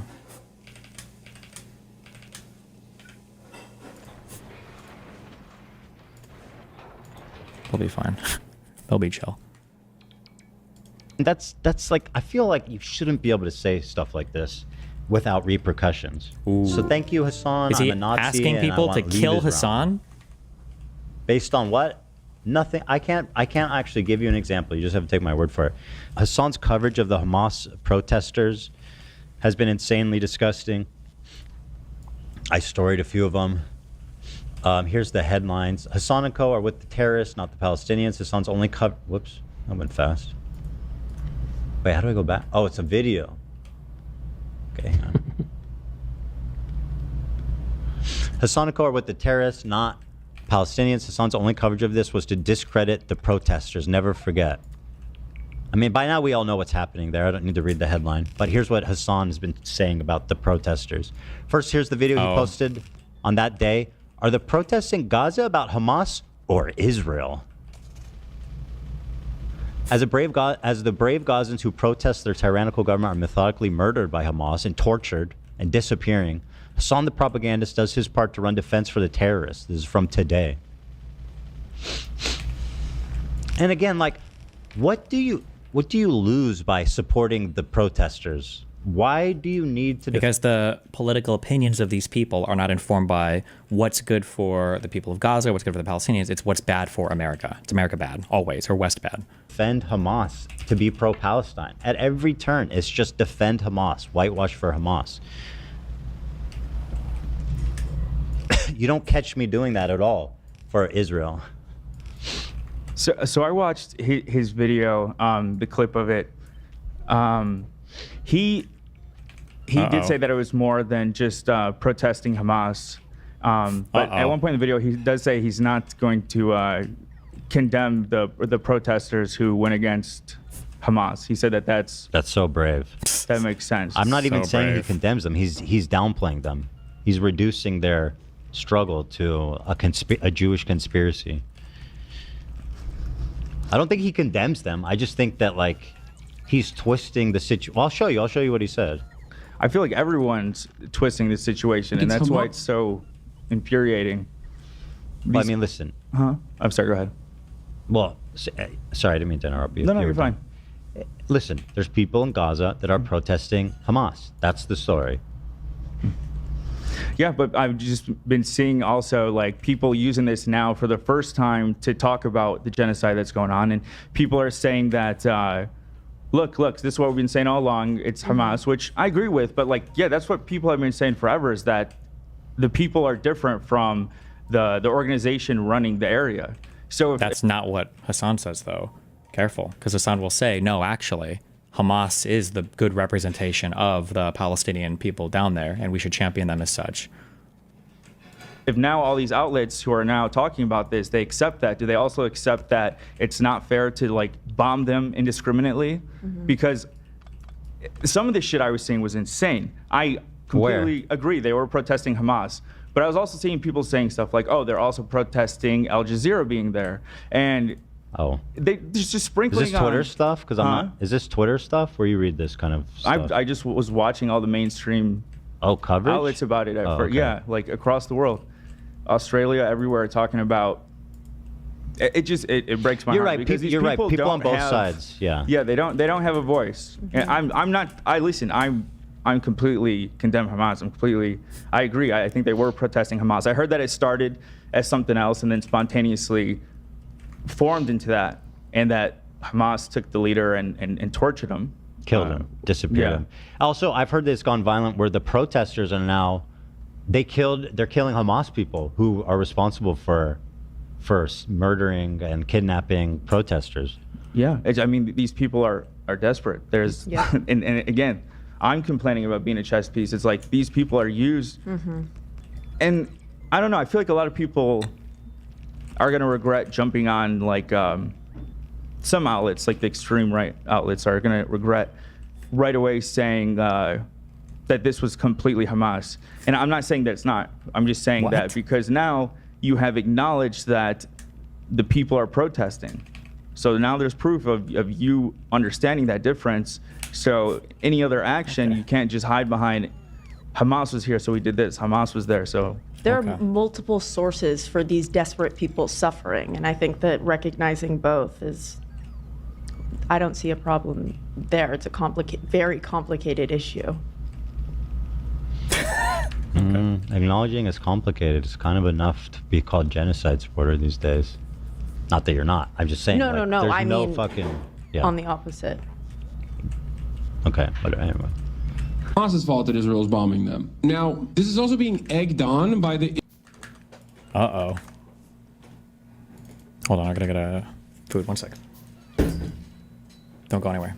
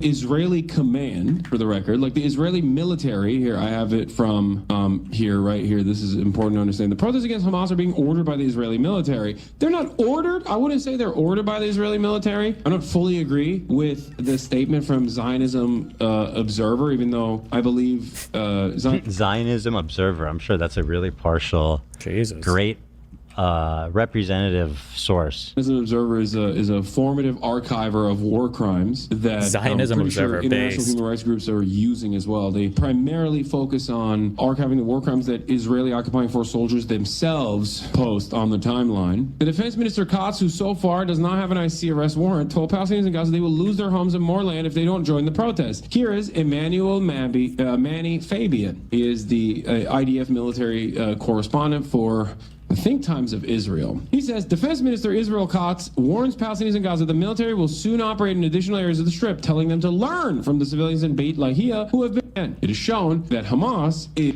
Yeah, I mean, listen, the IDF is... It's advantageous to the IDF that they're protesting. So, of course, they'll be like, let's encourage that. I mean, that's obvious, right? It doesn't mean that they're doing it because of Israel. Just kind of psychotic, weird Jewish conspiracy shit. Is more popular in the West Bank in the eyes of the Palestinians. Oh, this is great. According to Hassan, Gazans are too stupid to know that Hamas is bad. Listen to this. In the West Bank than they are in Gaza.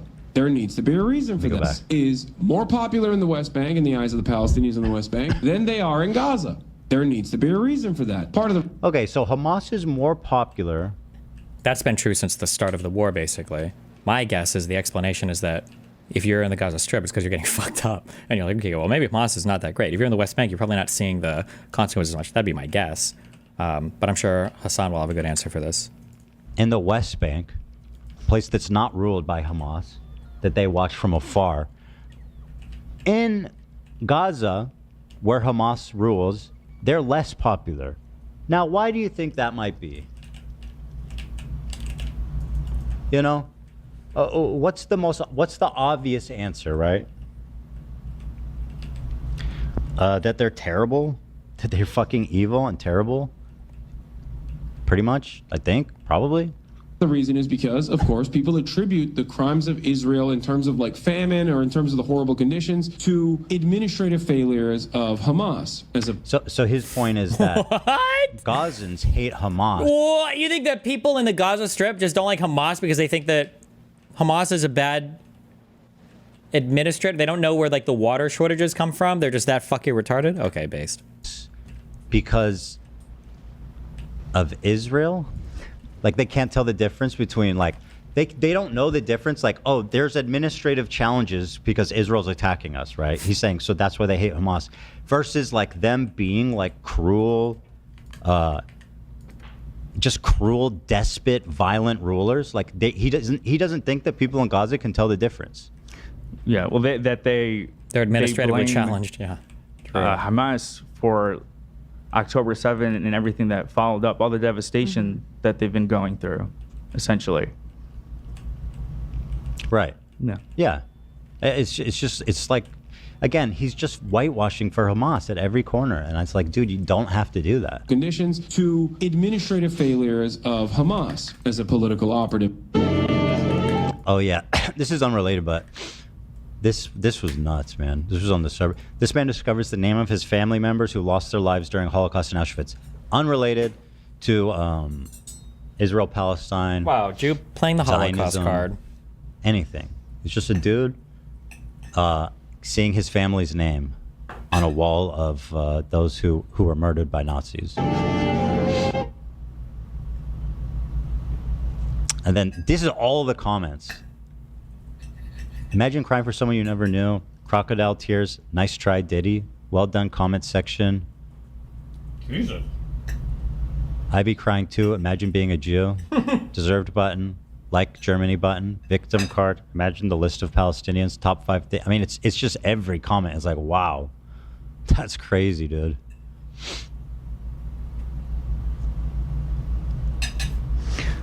Wood doors. They love that one. All right. Yeah. Pretty crazy, man. Just been seeing more and more of that shit, man. Yeah, I mean, this is the norm now on social media. This is the norm, you know. The guy, he's just sitting there, fucking mourning the loss of his family. Got nothing to do with politics.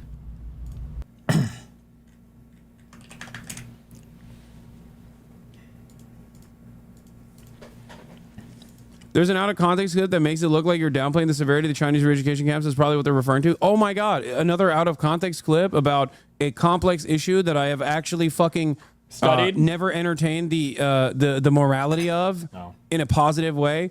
Wow, oh, shocking. Color me surprised. There's clips that I'm willing to bet that there are at least not one, if not two different clips on like Ethan Klein's subreddit right now as we fucking stand that shows something directly out of context, either calling me fucking transphobic or calling me fucking pro-Russia, calling me fucking pro re-education of Uyghurs or some shit like that. There are entire liberal subreddits dedicated to doing that on a daily fucking basis with the hopes that like they will be able to undermine everything that I say and do, not realizing that they're just opening up the fucking floodgates for people like AsmonGold to pop off as political commentators, because every moment that those liberals are not pouring through shit that AsmonGold is saying without having to clip him out of context, as a matter of fact, is a moment where people are just like, well, maybe this guy's actually pretty smart. Every single person that's bigger than me is bigger than me because of a conspiracy, guys, in case you didn't know. Don't know what his thoughts are on anything.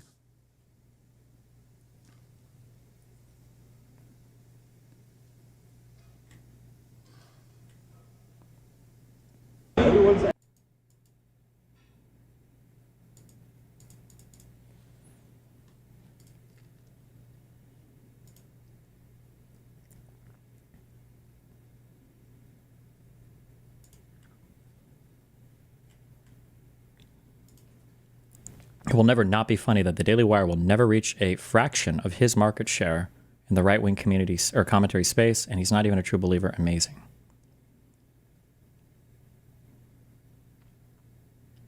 What? Does he think that AsmonGold on his own is bigger than the Daily Wire?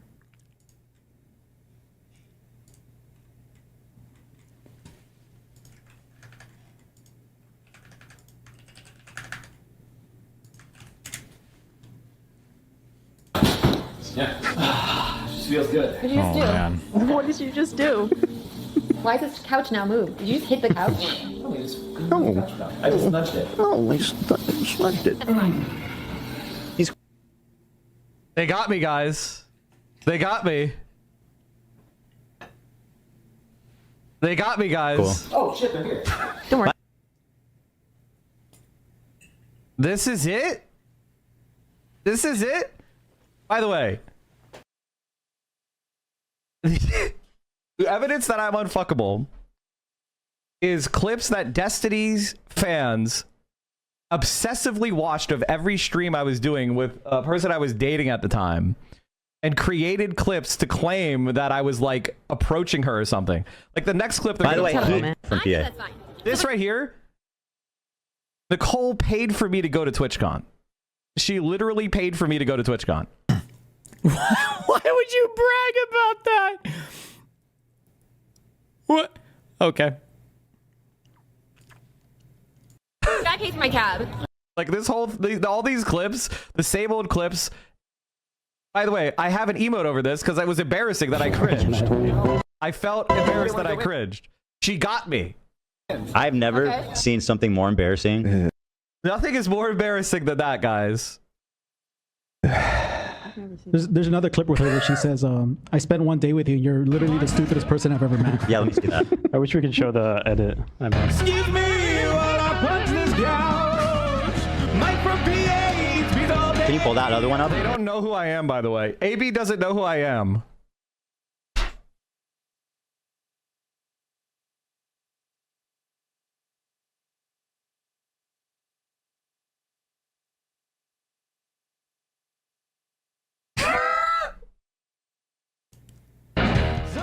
I don't know. I've never seen that. I don't know what you're referring to.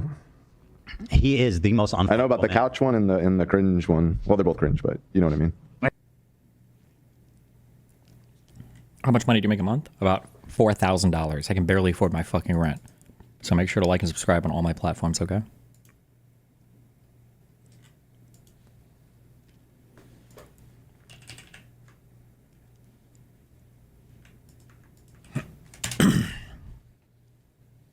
Imagine if I had done any of this. True. He's the best person to deliver this message. Oh my God.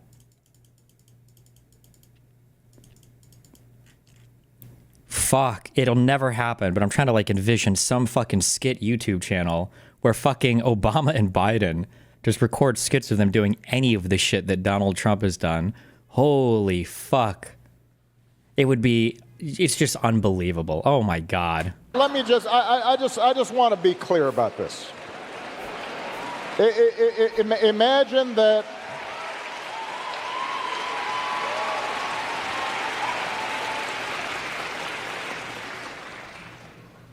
imagine if I had pulled Fox News' credentials from the White House press corps.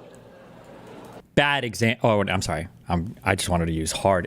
Imagine if he had fired, because the email investigation on Hillary's emails was under Obama, right? Imagine if he just fucking fired Comey like Trump did. Imagine he would have just done the exact same thing. Oh my God. There's like a billion examples that... You're laughing, but no, this is what's happening.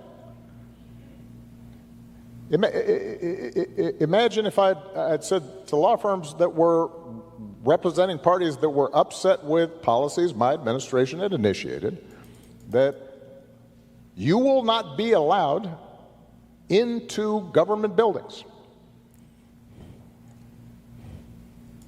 Which security clearances are not politicized. People are trying to sell this idea that Trump coming in and revoking security clearances from people on political grounds, that's normal. That's not normal. Your SF-86 is not contingent upon your loyalty to whoever the fucking current president. That's just not a thing. It's very fucking weird. And pulling security clearances from law firms can be, depending on the types of cases they work on, can be a death knell to the law firm. You can't survive if you don't have the ability to even go over certain types of cases or information. Like it's extortion. It's a racket. This is racket. This is a racket. Because he's not even doing it because he hates them and then he's just like doing it to whatever bully them. He's literally extorting them for free services. There have been hundreds of millions of dollars now between at least 3 law firms that have been forced to donate pro bono services to the Trump admin for the Trump admin to rescind the executive orders targeting these law firms. It's unhinged. It's unhinged. Government buildings.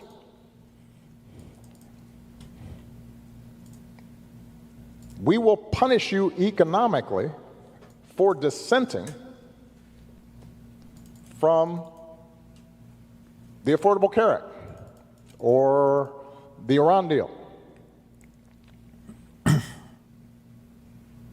We will ferret out students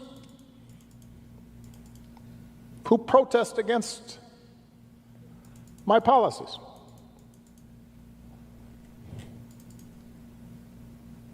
It's unimaginable. How many lawful permanent residents do you think were at the January 6th stuff? Imagine if Biden would have embarked on deporting those people. And he would have even had a stronger argument for it. It would have been a bullshit argument, but it would have been a stronger argument for it. They're actually attacking federal property. They're engaging in a riot where people have been charged with seditious conspiracy. Yeah, deport these green cards. He would have had a stronger argument for it. That the same parties that are silent now would have tolerated behavior like that from me, or a whole bunch of my predecessors. So, or successor. And Excuse me. I say this not on a partisan basis. This has to do with something more precious, which is, who are we as a country and what values do we stand for?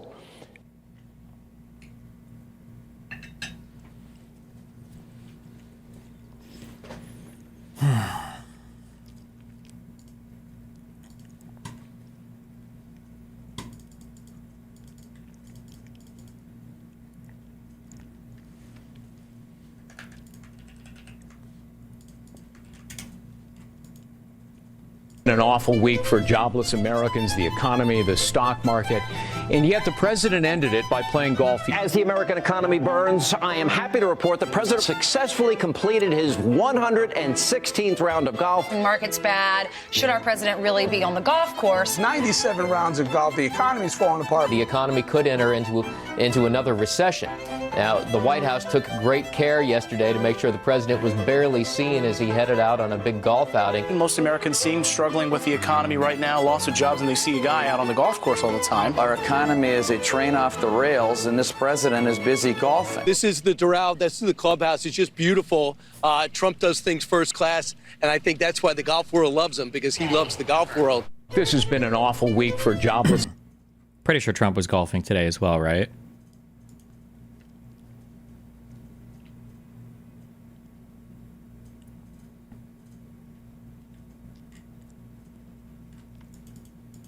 Today and yesterday? Base.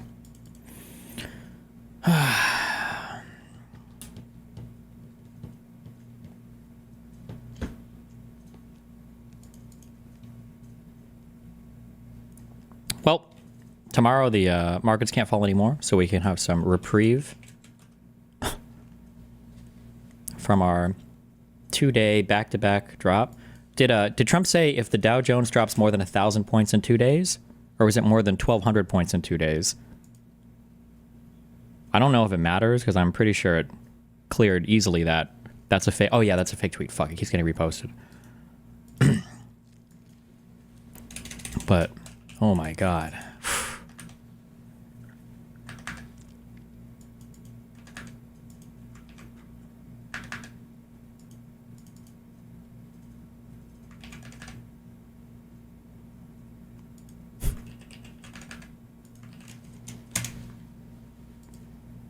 S&P 500 drops of 5% or more at this point in a presidency. There are only two of them, right? There's Donald Trump, a 10% drop since he took office. The only one that matches it or exceeds it was George W. Bush back in 2001, a drop of 18%. This is it. This is the whole kit and caboodle since the Was this for 9/11 or what was this drop? S&P 500 was created as an index back in 1957. When you're one of two and we're talking about drops in the stock market, All right. Well, what makes this presidential plunge different than all other presidential plunges, except for the fact that we reclined at this plunge? Exactly It's right. We're right on the self-inflicted. eve of Passover, so why not go with that? Again, we're going to look at these drops of 5% plus. What is so different about this versus the Bush plunge? Remember, it was the doc. He said it was in 2007? Oh, did he? Why do they have 2001 written? Is that just when they assumed office, or? Presidential plunges, except for the... Right, that was happening before George W. Bush took office. What did Donald Trump inherit? He sorry. 5% plus. What is so different about this versus the Bush plunge? Remember, it was the dot-com bubble, right? That was happening before George W. Bush took office. What did Donald Trump inherit?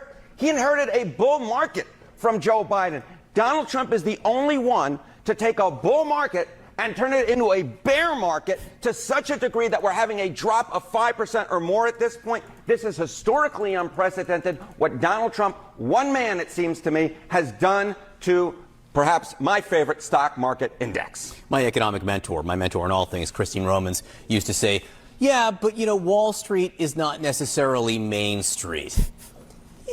How has that sort of changed? I mean, that has changed tremendously over the past few decades. I mean, what are we talking about? Americans who own stock. You know, you go back to 1974, it was just 23%, either directly or indirectly. You look at where it is now. Now the clear majority of Americans own stock in one way or another, right? Their 401ks, their Roth IRAs, etc.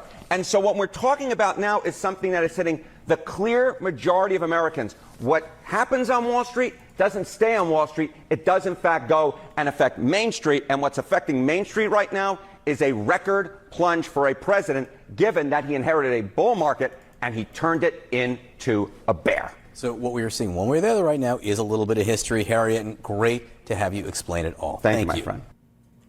Don't worry, we'll be fine. Well, I love you guys. Be careful. We'll be back tomorrow. What a day. Be careful. Ah, connections. Fuck my connections.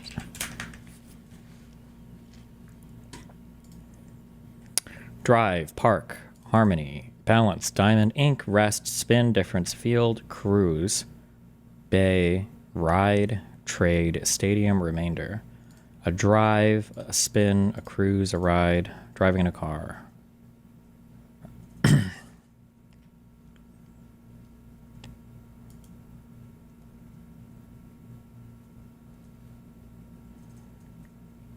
The difference, a balance, a remainder, and the rest of something.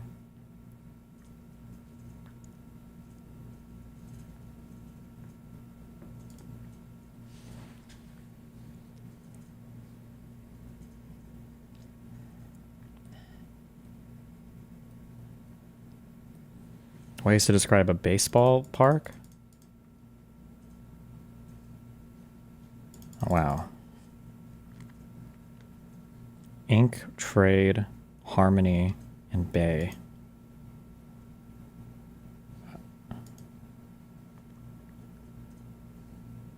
It's gonna be like company names or something stupid. Companies with E removed. Oh, eBay. Oh, cute. Okay, there you go.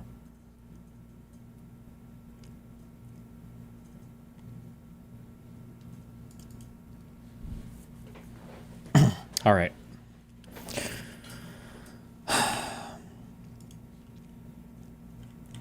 Thank you for the 10 gifted memberships, Terrorize. If I get a 950, the stock markets are coming back tomorrow. If I get a 960, Trump is getting impeached in the next 4 years, okay?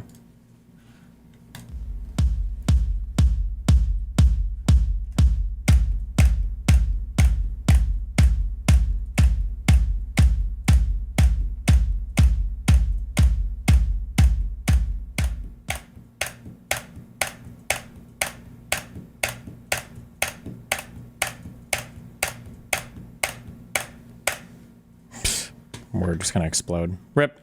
Okay. Rip on a cappuccino, cappuccino, cappuccino, cappuccino, cappuccino, cappuccino, cappuccino, cappuccino. Am I doing it right now? What? What? I don't even know where you are. What's up?